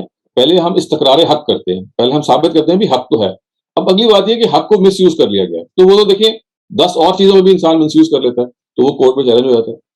تو اس وجہ سے رائٹ ہے، رائٹ تو ہے، لیکن اگر رائٹ کو آپ نے مس یوز کیا ہے تو وہ چیلنج کیا جا سکتا ہے. کورٹ پہ جانا پڑے گا اس بچے کو. یہ کہہ رہے ہیں جی بالکل ظاہر ہے. آپ وہ بچہ جو ہے وہ کہے گا جی کہ آئی ہیو بین رانگفلی ڈبارڈ، اور میرے والد نے انتقام کی وجہ سے یا فلاں وجہ سے یا کوئی اور وجہ ہو سکتی ہے، ہاں غصہ آ گیا یا میں نے کوئی ایسا کام کر دیا جو میرا بالکل ٹھیک تھا، شریعت کے مطابق تھا، لیکن انہوں نے ناراض ہو گئے مجھ سے، تو وہ سب چیلنج ہو جائیں گے. شکریہ سر. لیکن آپ دیکھیں جیسے کیس ہے کہ آپ نے والد کو ٹھڈے مارے گھر سے نکال دیا، وہ ایسے بھی ہوتا ہے نا کہ مطلب کسی اور معاملے میں والد غلط خبر پہنچی، اسے تحقیق کی نہیں والد صاحب نے، اور وہ بھی غصے میں آ گیا اور انہوں نے کہا بھائی اسی وجہ سے عزت نموز پہ آ گیا تو چھٹی کرو. اسی وجہ سے اگر وہ بیٹا چیلنج کر دے گا کہ بھئی ایک ایسا معاملہ تھا جس کو انہوں نے اس کا امتداد کر دیا، تو وہ چیلنج ہو جائے گا. لیکن میں تو آپ کو مثالیں دے رہا ہوں نا کہ ایسی مثالیں ہیں کہ جس میں آپ نے والدین کے ساتھ اتنی زیادتی کی، آپ نے ان کو چین سے باندھ دیا. جب میں نے شاید پچھلے دنوں آپ سے میرا میں کہنا چاہ رہا ہوں کہ کئی دفعہ انسان والد بھی غلطی کر جاتے ہیں، غصے میں آ گئے کہ ہمیں عزت پہ سوال آ گیا، فلان ہو گیا، چلو بھائی، اور پتہ چلا بات میں یہاں پہ جو غلطی ہے، جو غلطی زیر بحث ہے، وہ ایک پرماننٹ غلطی، ایک ہے وقتی طور پہ کوئی غلط بات ہو جانا، وہاں یہ زیر بحث نہیں ہے. ظاہر ہے کہ جب آپ کہتے ہیں نا کہ منفعت ختم ہو گئی ہے، منفعت منفق ہو گئی ہے، تو یہ کوئی ایک واقعہ نہیں ہے. اس کا مطلب ایک مستقل رویہ ہے جو سامنے ہے، جس کی وجہ سے ہم یہ رائے دے رہے ہیں. کوئی علماء کہتے ہیں کہ حق جو بچے کا حق ہے وہ نہیں لے سکتے آپ، یہ بھی تو ہے. اسی وجہ سے نا کہ دیکھیں ان کے ہاں اقرب القرب نفع کی جو علت ہے وہ زیر بحث ہی نہیں آتی. وہ قرآن مجید کو کہ میراث کے قانون کی اس علت کی بنیاد پر تقسیم نہیں کرتے. وہ یہ کہتے ہیں کہ کچھ حصے ہیں جو اللہ تعالیٰ نے تقسیم کر دیے ہیں، کچھ حدیثوں نے کر دیے ہیں، اور یہ آپ کو بھارت خدا نے جس طرح سے کیا ویسے ہی ماننا ہے. تو جب آپ یہ اپروچ اختیار کریں گے تو پھر علت تو کوئی حیثیت ہی رکھے گی. تو علت جو ہے احکام العلل کہتے ہیں نا کہ احکام بالعلل، یعنی ہر حکم کے پیچھے علت ہوتی ہے، ایک ریزننگ ہوتی ہے. وہ ریزننگ اگر ختم ہو جائے گی تو حکم ختم ہو جائے گا. جزاک اللہ خیر سر، تھینک یو. لیجیے صاحب کر لیجیے سر. شکریہ. سلمہ آپ اپنا سوال کیجیے. السلام علیکم ڈاکٹر صاحب. جی وعلیکم السلام. ڈاکٹر صاحب یہ جو حصے اللہ تعالیٰ نے مقرر کر دیے وہ تو مل رہے ہیں بیٹے کو بھی اور بیٹی کو بھی، لیکن جی اس کے باوجود اگر کوئی مرنے والا جو ہے وہ بیٹے یا بیٹی کو وصیت کر کے چلا جائے تو ہوں دونوں حصے ملیں گے اس کو پھر، نہیں یعنی اگر تو وہ رشتہ داری کی بنیاد پہ کر کے چلا جائے اور وہ تو پھر وہ تو لا آف دا لینڈ اس کو ڈیبار کرے گا، وہ نہیں کر سکتے. یعنی کہ وہ یہ کہے جی کہ میرے بیٹے اور بیٹیوں کو برابر مل جائے یا دونوں کو ڈبل مل جائے، تو اور اسی کو سراہد نہ کرے جی کہ وہ میں ضرورت کی بنیاد پہ کر رہا ہوں یا خدمت کی بنیاد پہ کر رہا ہوں، تو پھر تو وہ وہیں چیلنج ہو جائے گا، پھر تو وہ آگے امپلیمنٹ ہی نہیں ہوگا. لیکن اگر وہ یہ سراہد کر جائے جی کہ جس کو میں زیادہ دے رہا ہوں، اگر میں بیٹی کو زیادہ دے رہا ہوں تو اب یہ میں رشتہ داری کی بنیاد پہ زیادہ نہیں دے رہا، وہ تو میں اتنا ہی دے رہا ہوں جو ہاف بنتا ہے. اب جو میں زیادہ دے رہا ہوں اس کی بنیاد یہ ہے کہ وہ معذور ہے یا فلاں مسئلے میں گرفتار تھی یا تعلیم اس کی ابھی نامکمل تھی، 10 چیزیں ہو سکتی ہیں. اب وہ کوئی ضرورت بیان کرے گا یا اس کی خدمت کا کوئی پہلو بیان کرے گا، وہ چیلنج نہیں ہو سکتا ڈاکٹر صاحب. وہ چاہے نہیں ہو سکتا. لیکن ایک بات اور ذہن میں رکھیے کہ یہ تو میں آپ کو شریعت کا فہم بتا رہا ہوں، جو ہمارے استاد جاوید احمد حامدی اس کو انہوں نے اپنی کتاب میں بیان کیا. لیکن یہ اس وقت ملکی قانون یہ نہیں ہے. یعنی ملکی قانون کا مطلب یہ ہے کہ 1/3 یہ دو، ہاں وہ وہاں پہ 1/3 بھی لاگو ہے، اور وہاں پہ لا وصیت لوارث کے اندر وہ اس کو نہیں شمار کرتے کہ بھئی اگر آپ نے ضرورت یا خدمت کی بنیاد پہ دے رہے ہیں تو وہ اس کو ایکسیپٹ نہیں کریں گے. تو دو باتوں کو الگ الگ رکھیے، ایک ہے قانون ملکی کیا ہے اور ایک یہ ہے کہ شریعت کی تفہیم فرائض اسکالرس کی کیا ہے. تو ضروری نہیں ہے کہ جو ان کی تفہیم ہو وہی قانون بھی ہو ملک کا، تو وہ دونوں چیزیں الگ الگ ہیں. ٹھیک ہے، تھینک یو. شکریہ. ناصر شہاب، آپ اپنا سوال کیجیے. جی السلام علیکم سر. میرا سوال ایک بالکل سمپل سا ہے کہ اگر کسی آدمی کے اولاد نہ ہو تو ان کے بچوں کو مطلب اولاد نہ ہو تو ان کے ماں باپ کو 1/3 2/3 ملے گا، اور اگر بہن بھائی ہوں تو دے بیکم اگین 1/6 for ماں باپ. تو اس کا افیکٹ جو سروائیونگ اسپاؤس ہے اس پہ پڑتا ہے یا نہیں پڑتا، یا ان کو ویسے ہی ویسے ملے گا؟ ان کو تو ویسے ہی ملے گا، ان کو تو ان ملے کے گا. حصے کم نہیں ہوں گے اور بھائی بہن نہ بالکل وہ تو ملے گا اپنی جگہ پہ. وہ تو اصل میں چونکہ اسپاؤز قرآن کی لائن میں وہ فیملیل بلڈ ریلیشن نہ بنتا، یہ تو ایک ایڈڈ ریلیشن شپ ہے. آپ دیکھیے قرآن جب بات کرتا ہے تو اس کے نزدیک یہ 3 ٹیئرز ہیں، والد، بچے اور یعنی آپ یہ سمجھ لیجیے کہ اسپاؤزز. اس کے جو اسپاؤز والا جو حصہ ہے چونکہ وہ فیملیل ریلیشن شپ نہیں ہے، تو وہ اولاد اور والدین کے درمیان جب وہ تعلق ہوگا تو اسی کو بیان کرے گا. اس پہ انڈرسٹوڈ ہے کہ اسپاؤز تو موجود ہے، اس کے حصے جو ہے وہ الٹر نہیں ہوں گے. اچھا ٹھیک ہے، تھینک یو. بہت شکریہ. اس سے پہلے کہ ہم عدیل کا سوال لیں، ڈاکٹر صاحب میرے پاس 2 ریٹن کوشچنز ہیں. پہلا سوال تو یہ پوچھا گیا ہے کہ اگر کوئی والد چاہے کہ وہ اپنی تمام جائیداد غریب غربا میں تقسیم کر دیں تو کیا ایسا کیا جا سکتا ہے، اور وہ اس سینیریو میں اولاد کو حصہ نہیں دے رہے اور سب تقسیم غریب غربا میں ہو رہی ہے؟ اصولاً تو کیا جا سکتا ہے، لیکن اگر اس کے نتیجے میں جیسے ابھی مثال ہے کہ بھئی وہ اپنے ان کے بچے بھی ضرورت مند تھے اور انہوں نے ان کی ضرورت کا احساس نہیں کیا یا کوئی اور پہلو کیا، تو وہ قانون میں تو یہ چیلنج نہیں کیا جا سکتا. لیکن اللہ تعالیٰ کے یہاں پھر یہ وہ ماخوذ ٹھہریں گے کہ آخر وہ دنیا بھر میں تو انفاق کرتے رہے اور وصیت میں انہوں نے چیریٹی میں دے دیا، لیکن یہ نہیں سوچا کہ ان کی اپنی اولاد جو کہ ضرورت مند ہے اس کو انہوں نے اس کے لیے کچھ نہیں سوچا. تو خدا کے ہاں تو وہ محفوظ ٹھہریں گے. یعنی حق تو ان کو موجود ہے، یہ حق دنیا میں چیلنج نہیں کیا جا سکتا اگر یہ وہ زیادتی کریں گے. لیکن اس زیادتی پہ اللہ تعالیٰ جو ہیں وہ آخرت میں محفوظ ٹھہرائیں گے. جی شکریہ. دوسرا سوال یہ پوچھا گیا ہے کہ اگر کسی شخص کی وفات ہو جاتی ہے اور اپیرنٹلی انہوں نے وصیت نہیں لکھی اور وہ مقروض ہیں، بہت سارے لوگوں کے مقروض ہیں، اور ان کے ورثہ میں 2 چھوٹے بچے ہیں اور ان کی وائف ہے، تو اب یہاں پر ریلیٹیوز کو ان کی پراپرٹی کو یا کیسے تقسیم کرنا چاہیے، یا ان کی پرائیورٹی کیا ہونی چاہیے؟ کیا وہ ڈیٹ کو کلیئر کریں گے یا وہ ان چھوٹے بچوں کو فائنانس کریں گے؟ اور جو گھر انہوں نے چھوڑا، جی سو بس اسی کا ایڈیشنل انفارمیشن یہ ہے کہ جو گھر انہوں نے چھوڑا ہے وہ انہی کے نام تھا، اور اگر وہ بیچ دیا جائے تو اس سے آدھا قرض جو ہے وہ اتارا جا سکتا ہے. تو دیکھیں قرآن نے تو میراث کے قانون کے بارے میں یہ 4 جگہوں پہ وضاحت کر دی ہے کہ اس کا تقسیم ہوئے گی تب کہ جب آپ نے قرض آؤٹ اسٹینڈنگ ہے اس کو ادا کر دیا جائے. اس لیے کہ قرض کا جو معاملہ ہے تو زندگی ہی میں انسان پر لاگو ہو جاتا ہے نا، میراث تو مرنے کے بعد ہوتی ہے. تو اس لیے بار بار یہ کہا گیا کہ آپ کے اوپر اگر قرض ہے تو سب سے پہلے وہ ادا ہوگا. اگر وہ اتنا زیادہ قرض ہے کہ ساری میراث مطلب سارے پیسے اس میں چلے جاتے ہیں تو پھر کچھ نہیں بچے گا. تو لازماً سب سے پہلے قرض ہے جو ادا کیا جائے گا، اس لیے کہ وہ اصل میں آپ کا ہے ہی نہیں. یوں سمجھ لیجیے کہ وہ مائنس ہے اتنا، وہ سبٹریکشن ہونی ہی ہونی ہے. تو اللہ تعالیٰ کہتے ہیں وہ سب سے پہلے ہونی ہے. اب جو بچے گا وہ آپ کی بیٹی اور اسپاؤس میں تقسیم ہوگا. وہ ظاہر ہے بیٹی کو 1/8 ملے گا اور بچوں میں 2:1 کی ریشو میں تقسیم ہو جائے گا. عدیل آپ اپنا مائک انمیوٹ کیجیے اور پھر سوال کر لیجیے. اچھا ڈاکٹر صاحب، ایک تو یہ جو ترویج ہے اس حکم کی، اگر اس کا کوئی لاجک سمجھ آ سکے، آئی تھنک یعنی میری اپنا جو تھوڑی سی اس سے تھاٹس ہیں. ایک تو سلیوری یا الکوہل کے میں تو ہمیں پتہ چلتا ہے کہ چونکہ وہ ایک عرب کا کلچر تھا اور ایک بہت ہی اس کا حصہ تھا، تو اس پر اللہ تعالیٰ نے احکام میں ترویج کی کہ پہلے نماز پڑھتے ہوئے الکوہل کو منع کیا اور پھر آخر کار اس کو بین کیا. آئی تھنک سلیوری میں بھی شاید کچھ اسی طرح ہوا، مجھے صحیح طرح معلوم نہیں ہے. تو لیکن جو میراث ہے اس میں بھی اللہ تعالیٰ نے ایک حکم دیا، پھر آپ نے جیسے بتایا کہ اس کو پھر کالعدم قرار دے کے پھر ایک اور حکم دیا گیا. تو اس کی کیا ترویج کی کیا وجہ ہے اس میراث کے قانون میں؟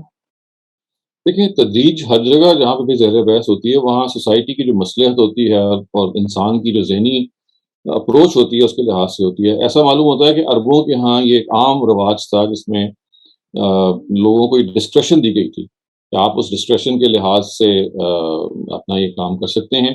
اور اس ڈسکریشن میں ان کو یہ عادت ڈالنا تھا کہ بھئی وہ پیسے دیں اور لازماً اپنی نیکسٹ جنریشنوں کو آگے پہنچائیں اور اس کے لیے ول لکھیں. تو لگتا ہے کہ ان کے یہاں ول لکھنے کا اتنا رواج نہیں تھا، یا اگر تھا تو ان کی ومس پہ چھوڑا گیا تھا. تو اللہ تعالیٰ نے سب سے پہلے جو کام کیا وہ یہ کہ وصیت کو لکھنا واجب قرار دے دیا. یعنی اب یہ کہا گیا کہ کوتبہ it is now your obligation ان طرح کا خیر، اگر آپ مال چھوڑ رہے ہیں تو you must make a will. تو پہلے لگتا ہے کہ وہ اس معاملے میں they were not very sensitive to these things. تو پہلے تو اللہ تعالیٰ نے یہ کوشش کی کہ بھئی لوگوں کے اندر یہ پیدا کی جائے، قدر پیدا کی جائے مال کی. اگر آپ چھوڑ رہے ہیں تو آپ کے مرنے کے بعد لوگ ڈر سکتے ہیں، لوگوں میں لڑائیاں ہوں گی یا ڈسپیوٹ ہوگی، کس کے پاس جائے گا.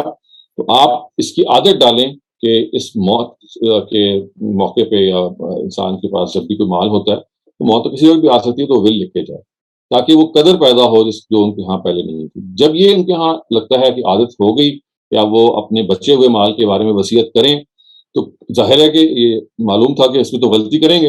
یعنی کبھی باپ کو ترجیح دے دی، کبھی بیٹے کو ترجیح دے دی. تو اس وقت شروع میں یہ تھا کہ صرف عادت پڑ جائے ول لکھنے کی، وصیت لکھنے کی عادت پڑ جائے. جیسے ہی اللہ میاں کو، میرا خیال ظاہر یہ اس میں اور رائے بھی ہو سکتی ہیں، جہاں تک میں سمجھاؤں یہ کہ جیسے ہی لوگوں کے اندر وصیت لکھنے کی عادت کا رواج بن گیا تو فوراً پھر اللہ تعالیٰ نے یہ کہا کہ بھئی یہ کام ایسا ہے کہ آپ کو دے تو دیا ہے لیکن یہ آپ کے بس کا نہیں ہے. آپ کو عادت تو ڈال دی وصیت لکھنے کی، لیکن آپ نے جو پروپورشنز اپنی طے کیے ہوئے ہیں، کوئی کچھ کر رہا ہے، کوئی کچھ کر رہا ہے، کسی میں حق تلفی ہو رہی ہے، کسی میں کسی سے زیادتی ہو رہی ہے، تو نتھنگ ڈوئنگ. تو پھر اللہ تعالیٰ نے کہا کہ دیکھیں اب آپ کو میں بتاتا ہوں کہ آپ کی عادت پڑ گئی ہے، دیکھیے یہ ایسے ہے اور ایسے ہے اور ایسے. Right sir. اچھا سر، دوسرا یہ کہ اگر فار انسٹنس آپ نے فرمایا کہ اگر کوئی چاہے تو اپنی زندگی میں جس طرح بھی چاہے اپنے ڈسکریشن پہ وہ ول کر سکتا ہے، لیکن اگر اس نے اپنے ڈسکریشن پہ ول کر دی، ول نہیں ہوگی. دیکھیے یہ لفظ جو ول ہے نا، یہ استعمال نہیں کرنا چاہیے زندگی میں. زندگی میں ہمیشہ گفٹ ہے یا ہبہ ہے. ول کا تعلق ہی after your demise. the word will cannot be applied to a person who is living. Right. So کوئی بندہ اپنی زندگی میں جس طرح بھی چاہے اپنے ڈسکریشن پہ اگر گفٹ کر سکتا ہے، تو اب اگر اس نے انجسٹ طریقے سے گفٹ کر دیا، جو کہ آئی تھنک ہمارے یہاں اسپیشلی پاکستان میں کامن کیس ہے کہ اس نے اپنی زندگی میں اپنی ساری اولاد، اپنی ساری پراپرٹی اپنے بیٹوں کے نام کر دی تاکہ بیٹیوں کو کچھ نہ ملے. نام نہیں کرنا، یہ اس میں پھر کریکشن کر لیں. نام کر کے منتقل کر دی. ایک ہوتا ہے یہ کہ آپ کہیں جی کہ میرے پاس ہے اور ابھی ٹرانسفر ہو جائے گی میرے بعد. You actually carry out transfer, یعنی اب وہ ان کے نام منتقل ہو گئی. جو منتقل ہو گئی ہے تو اب وہ مالک، آپ یوں سمجھیے ملکیت کا ٹرانسفر کرنا ضروری ہے. یہ انٹینشن پر نہیں رکھا جائے گا. انٹینشن تو جیسے وہ تو پھر مرنے کے بعد کا معاملہ چلا جائے گا. آپ you have actually transferred it. بالکل صحیح. یعنی اس نے پراپرٹی باقاعدہ پیپرز میں اس کی اونرشپ اور جو ہے وہ اپنی زندگی میں ہی ایز اے گفٹ ٹرانسفر کر دی اپنے بیٹوں کو یا بیٹے کو. But at the same time ان کی بیٹیاں بھی تھیں، تو اب اور ان کا انتقال ہو گیا. تو اس ٹھیک ہے، انہوں نے میراث کا قانون صحیح طریقے سے اس کو استعمال نہیں کیا. شاید اس پہ ان سے اللہ تعالیٰ پوچھ سکتا ہے یا دنیا میں بھی مقدمہ کیا جا سکتا ہے اس کو چیلنج کرنے کے لیے. لیکن جنرلی کیا بیٹے کی اس پہ کوئی کیا رسپانسبلٹی ہے؟ کیا بیٹے کو سوچنا چاہیے کہ یہ غلط طریقے سے ٹرانسفر ہوئی؟ ایک اخلاقی طور پہ اگر بیٹوں کو احساس ہو جائے کہ جی ہمارے والد صاحب کے غلط اقدام کی وجہ سے ہماری بہنیں محروم رہ گئی ہیں، تو اگر وہ مل جل کے فیصلہ کرتے ہیں اور اپنی طرف سے کچھ دستبردار ہو جاتے ہیں، کچھ تحفتاً اپنی بہنوں کو دے دیتے ہیں، تو یہ ضرور کرنا چاہیے، اچھی بات ہے. لیکن اس سے والد صاحب کا جو قصور ہے وہ تو بری زمانی ہوں گے. یعنی یہاں تو صرف یہ ہوگا کہ بچوں نے احساس کر کے یا بیٹوں نے احساس کر کے کہ ہماری بہنوں کے ساتھ زیادتی ہوئی ہے، انہوں نے کمپنسیٹ کر دیا. لیکن سوال یہ پیدا ہوتا ہے کہ کیا والد نے یہ کام کیوں کیا؟ اگر کوئی جسٹیفیکیشن تھی تو پھر الگ بات ہے، اللہ تعالیٰ کو پتا ہوگی. لیکن اگر وہ صرف ظلم کے نتیجے پہ کیا یا بیٹی ہونے کے ناطے کہ بھئی اچھا بیٹیوں کو کیا ضرورت ہے، تو یہی تو وہ چیز ہے جس کو قرآن مجید نے یہ کہا ہے کہ اگر آپ اس کو عمل نہیں کرتے تو پھر انما یأکلون فی بطونہم نار، آپ پھر اپنے پیٹ میں آگ بھر رہے ہیں.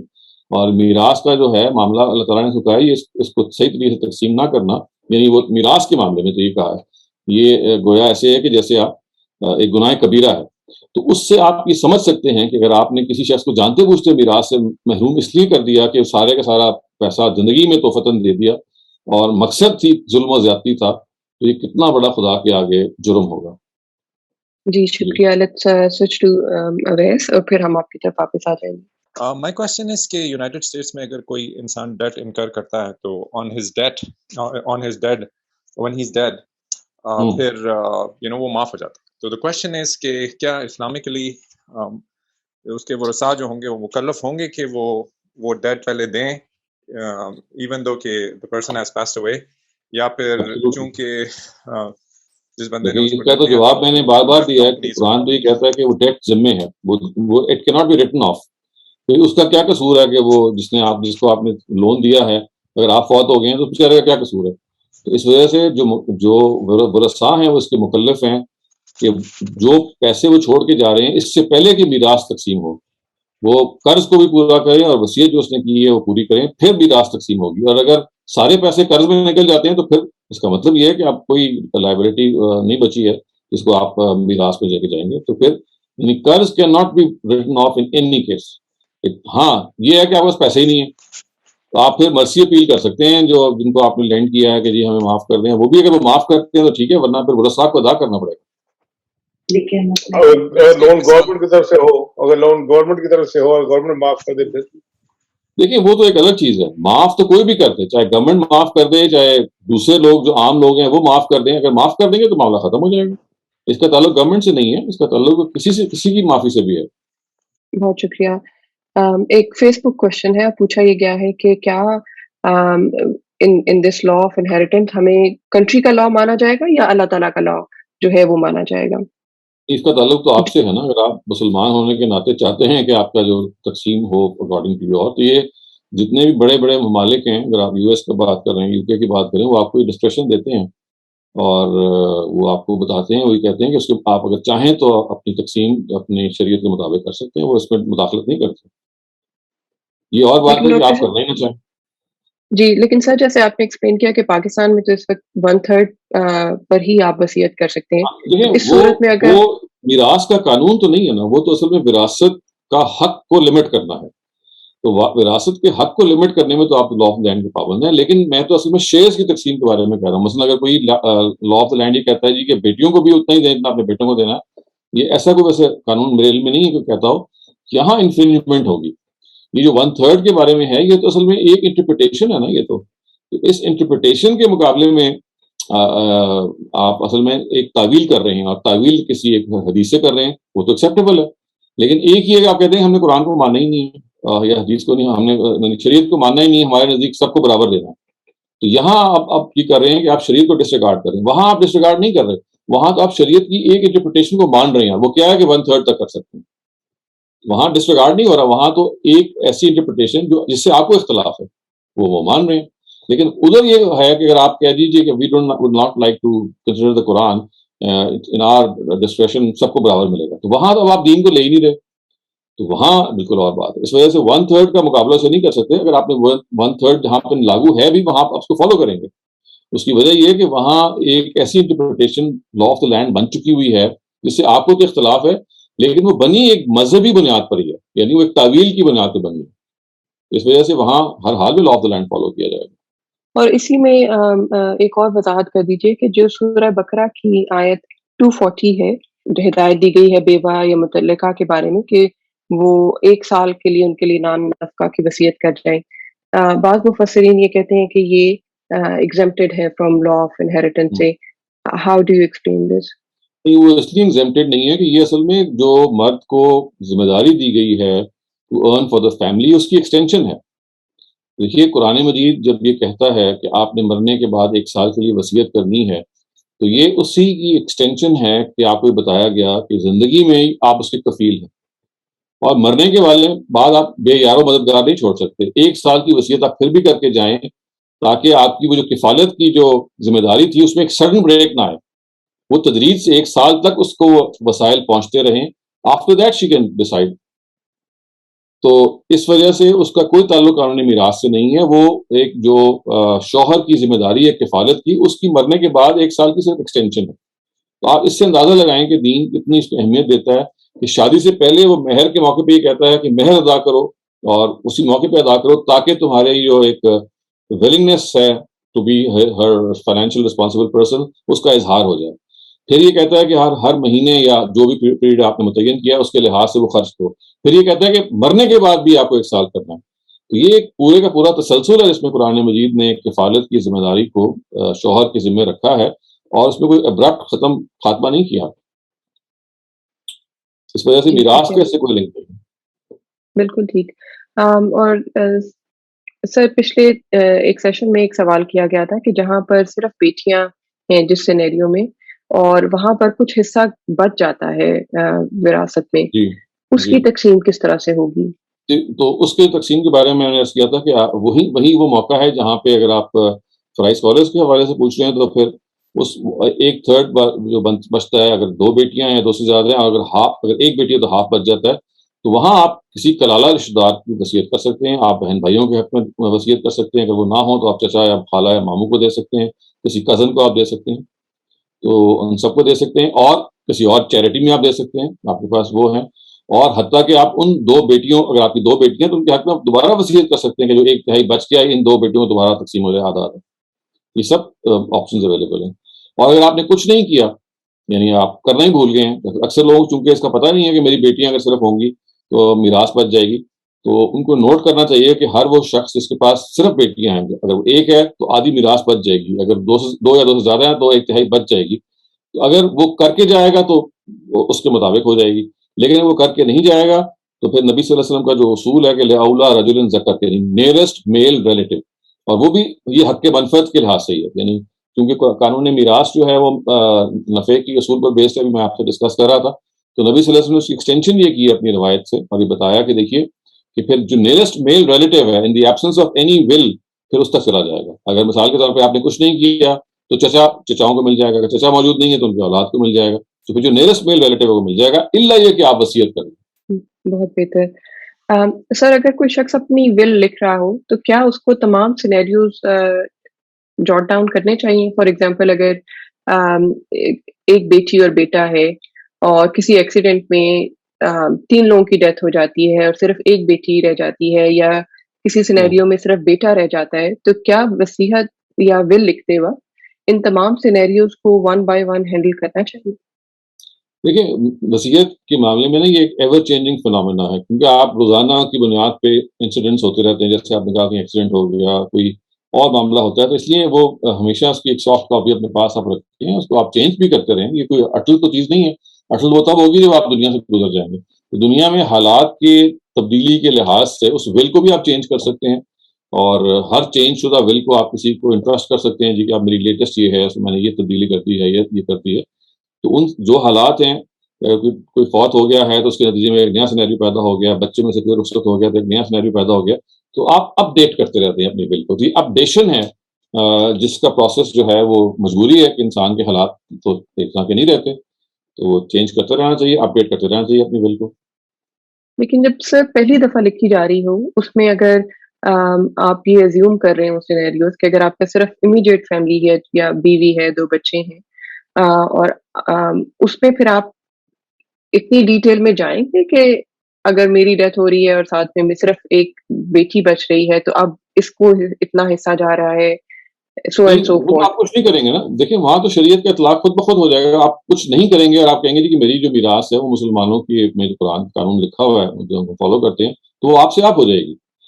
آپ تو ول وہاں کریں گے, وصیت وہاں کریں گے کہ جہاں پہ آپ چاہتے ہیں کہ آپ مال ان وارثوں کے علاوہ بھی کسی کو دے دیں.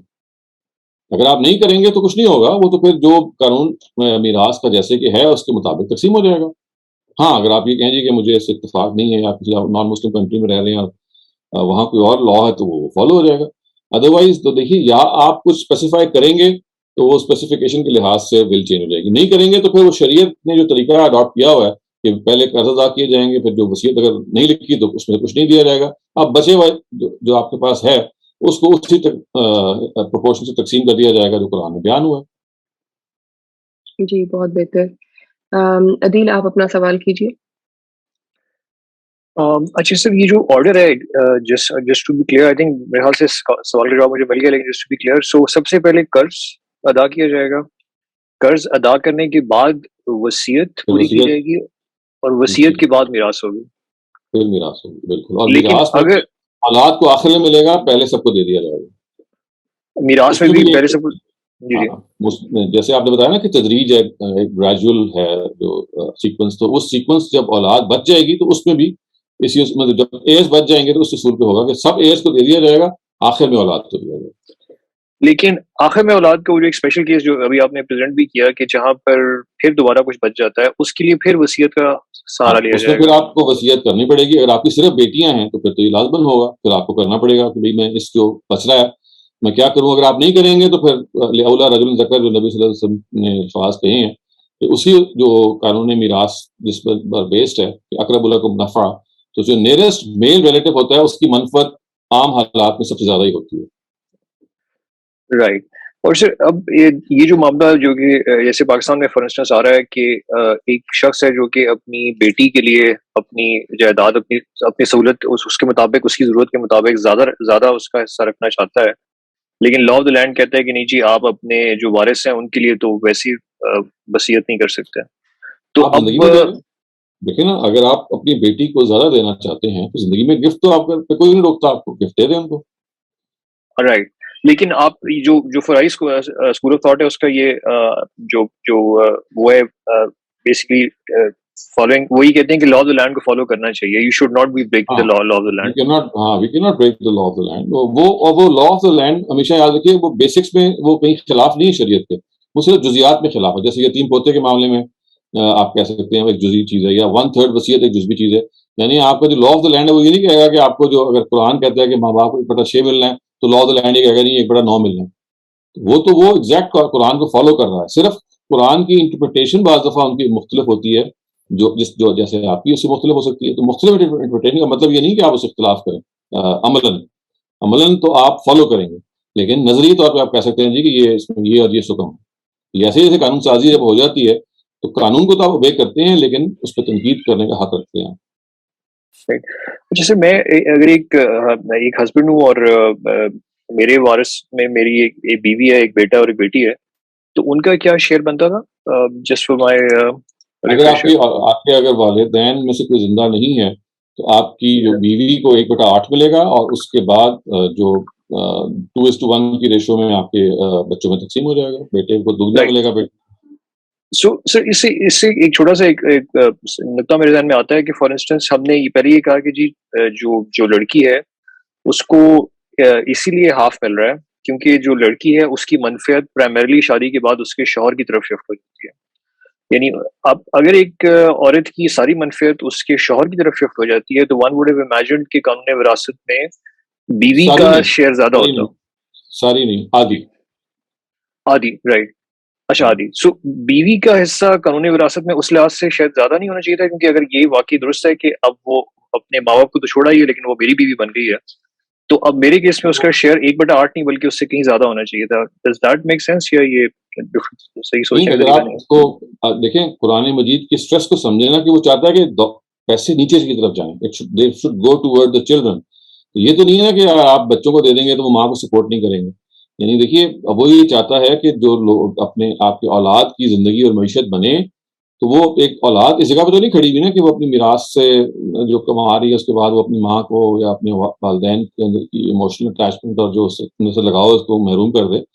تو وہ تو اللہ تعالیٰ چاہتے ہیں کہ بچہ کھڑے ہو اپنا پاؤں پہ اور ماں کے پاس کچھ سسٹیننس تو ہو, لیکن بچے سے توقع کی جائے گی کہ جو وہ کھڑا ہو رہا ہے تو کیا ماں کو سپورٹ نہیں کرے گا, وہ کیا میراث ہی کے پیسوں پہ وہ رلایا کرے گا. تو اس کو پاؤں پہ کھڑا کرنے کے لیے اس کو زیادہ دیا جا رہا ہے تاکہ Right. he is able to earn and do it for the mother as well. لیکن مدر کو ظاہر ہے کچھ دینا تو ضروری ہے, اس لیے کہ she cannot be left entirely dependent. سر اسی سے ریلیٹڈ ایک توضیحی سوال کہ یہ بات تو قرآن مجید میں فرمائی گئی کہ ایک عورت کی جو ذمہ داری ہے اس کے شوہر کے پاس ہے اس کی سسٹنس کے لیے اور تمام اس کی ضروریات پوری کرنے کے لیے. یہی الفاظ ایز اٹ از ایک اولاد کے اپنے والد اور والدین کے لیے بھی استعمال ہوئے ہیں. ان کی خدمت کا تو یقیناً حکم دیا گیا اور ان سے سلوک ایسا اچھا احسان. باقی ہر جگہ پہ اخلاقی طور پہ مورلی کہا گیا ہے کہ سوسائٹی کنونشن یہی ہے کہ اگر آپ کے والدین بوڑھے ہو گئے ہیں یا ڈیپینڈنٹ ہیں تو بچوں کو کرنا چاہیے. لیکن جس کو آپ کہتے ہیں نا ٹیکنیکلی کفالت, وہ صرف شوہر اور بیوی کے بارے میں, کیونکہ خاندان وجود میں وہاں ہے اور وہاں بتانا ضروری ہے. ادروائز یہ بات کہ ڈپینڈنسی والدین کی اپنے بچوں پہ ہوتی ہے, یہ تو ایک انسان کی فطرت کے اندر موجود ہے. کوئی بھی سوائے سے فطرت مست ہو جائے, کوئی آدمی بھی اپنے والدین جو اس کے پہ ڈپینڈنٹ ہیں کبھی بھی یہ نہیں کام کرے گا کہ وہ ان سے کوئی زیادتی کرے یا ان کو نہ سپورٹ کرے. یہاں البتہ یہ فیصلہ کرنا ضروری تھا کہ اگر آپ کی شادی ہو جائے تو اب کیا ہو, بیوی کو کتنا ملے گا. اب نہ ایک کانٹریکٹ وجود میں آ گیا کہ جو کہ اب نیچرل کانٹریکٹ سے ہٹ گیا. ماں اور بچوں کا یا باپ اور ماں کا اور بچوں کا نیچرل کانٹریکٹ فطرت کے اندر موجود ہے. اس لیے وہاں کبھی بھی آپ عام حالات میں نہیں دیکھیں گے کہ بچے زیادتی کر رہے ہوں گے. البتہ جب میاں بیوی ہیں اب یہ غیر ہیں, یعنی دو مختلف خاندان آپس میں اکٹھے ہو رہے ہیں, اب حقوق و فرائض ضروری ہیں کہ طے کیے جائیں. ڈاکٹر شہزاد, یہ ہمارے سیشن کا آخری سوال تھا. Thank you once again. بے شک یہ بہت ڈیٹیلڈ ٹاپک تھا, لیکن مجھے احساس ہے کہ شاید لوگوں کے ابھی بھی سوالات ہوں. So probably we'll take them in the next Saturday session, اور جب بھی اگلا سیشن ہوگا سوالات جب چاہیں, جی بالکل جب چاہیں کر سکتے ہیں, ہفتے کے سیشن میں کر سکتے ہیں. اور انشاءاللہ آئندہ ہفتے ہم ایک موضوع پر بات کریں گے. اور اس میں سے کہا کہ یہ ایک موضوع ایسا ہے کہ آہستہ آہستہ اس کو سمجھ میں آنا شروع ہوتا ہے. ایک تدریج سے سمجھ میں آئے گا. آپ آہستہ آہستہ اس پہ غور کرتے رہیں. اس پہ جو تحریریں لکھی گئی ہیں, جو لیکچر دیے گئے ہیں, ان کو دوبارہ سے موضوع بنائیں. اور کوئی مشکل چیز نہیں ہے, صرف اس میں آپ کو اپنے آپ کو ذرا تھوڑا سا ڈسپلن کر کے ایک چیز کو سمجھنے کی ضرورت ہے. اور باقی انسان کی اپنی ایفرٹ ہے. انشاءاللہ آئندہ ہفتے پہ ہم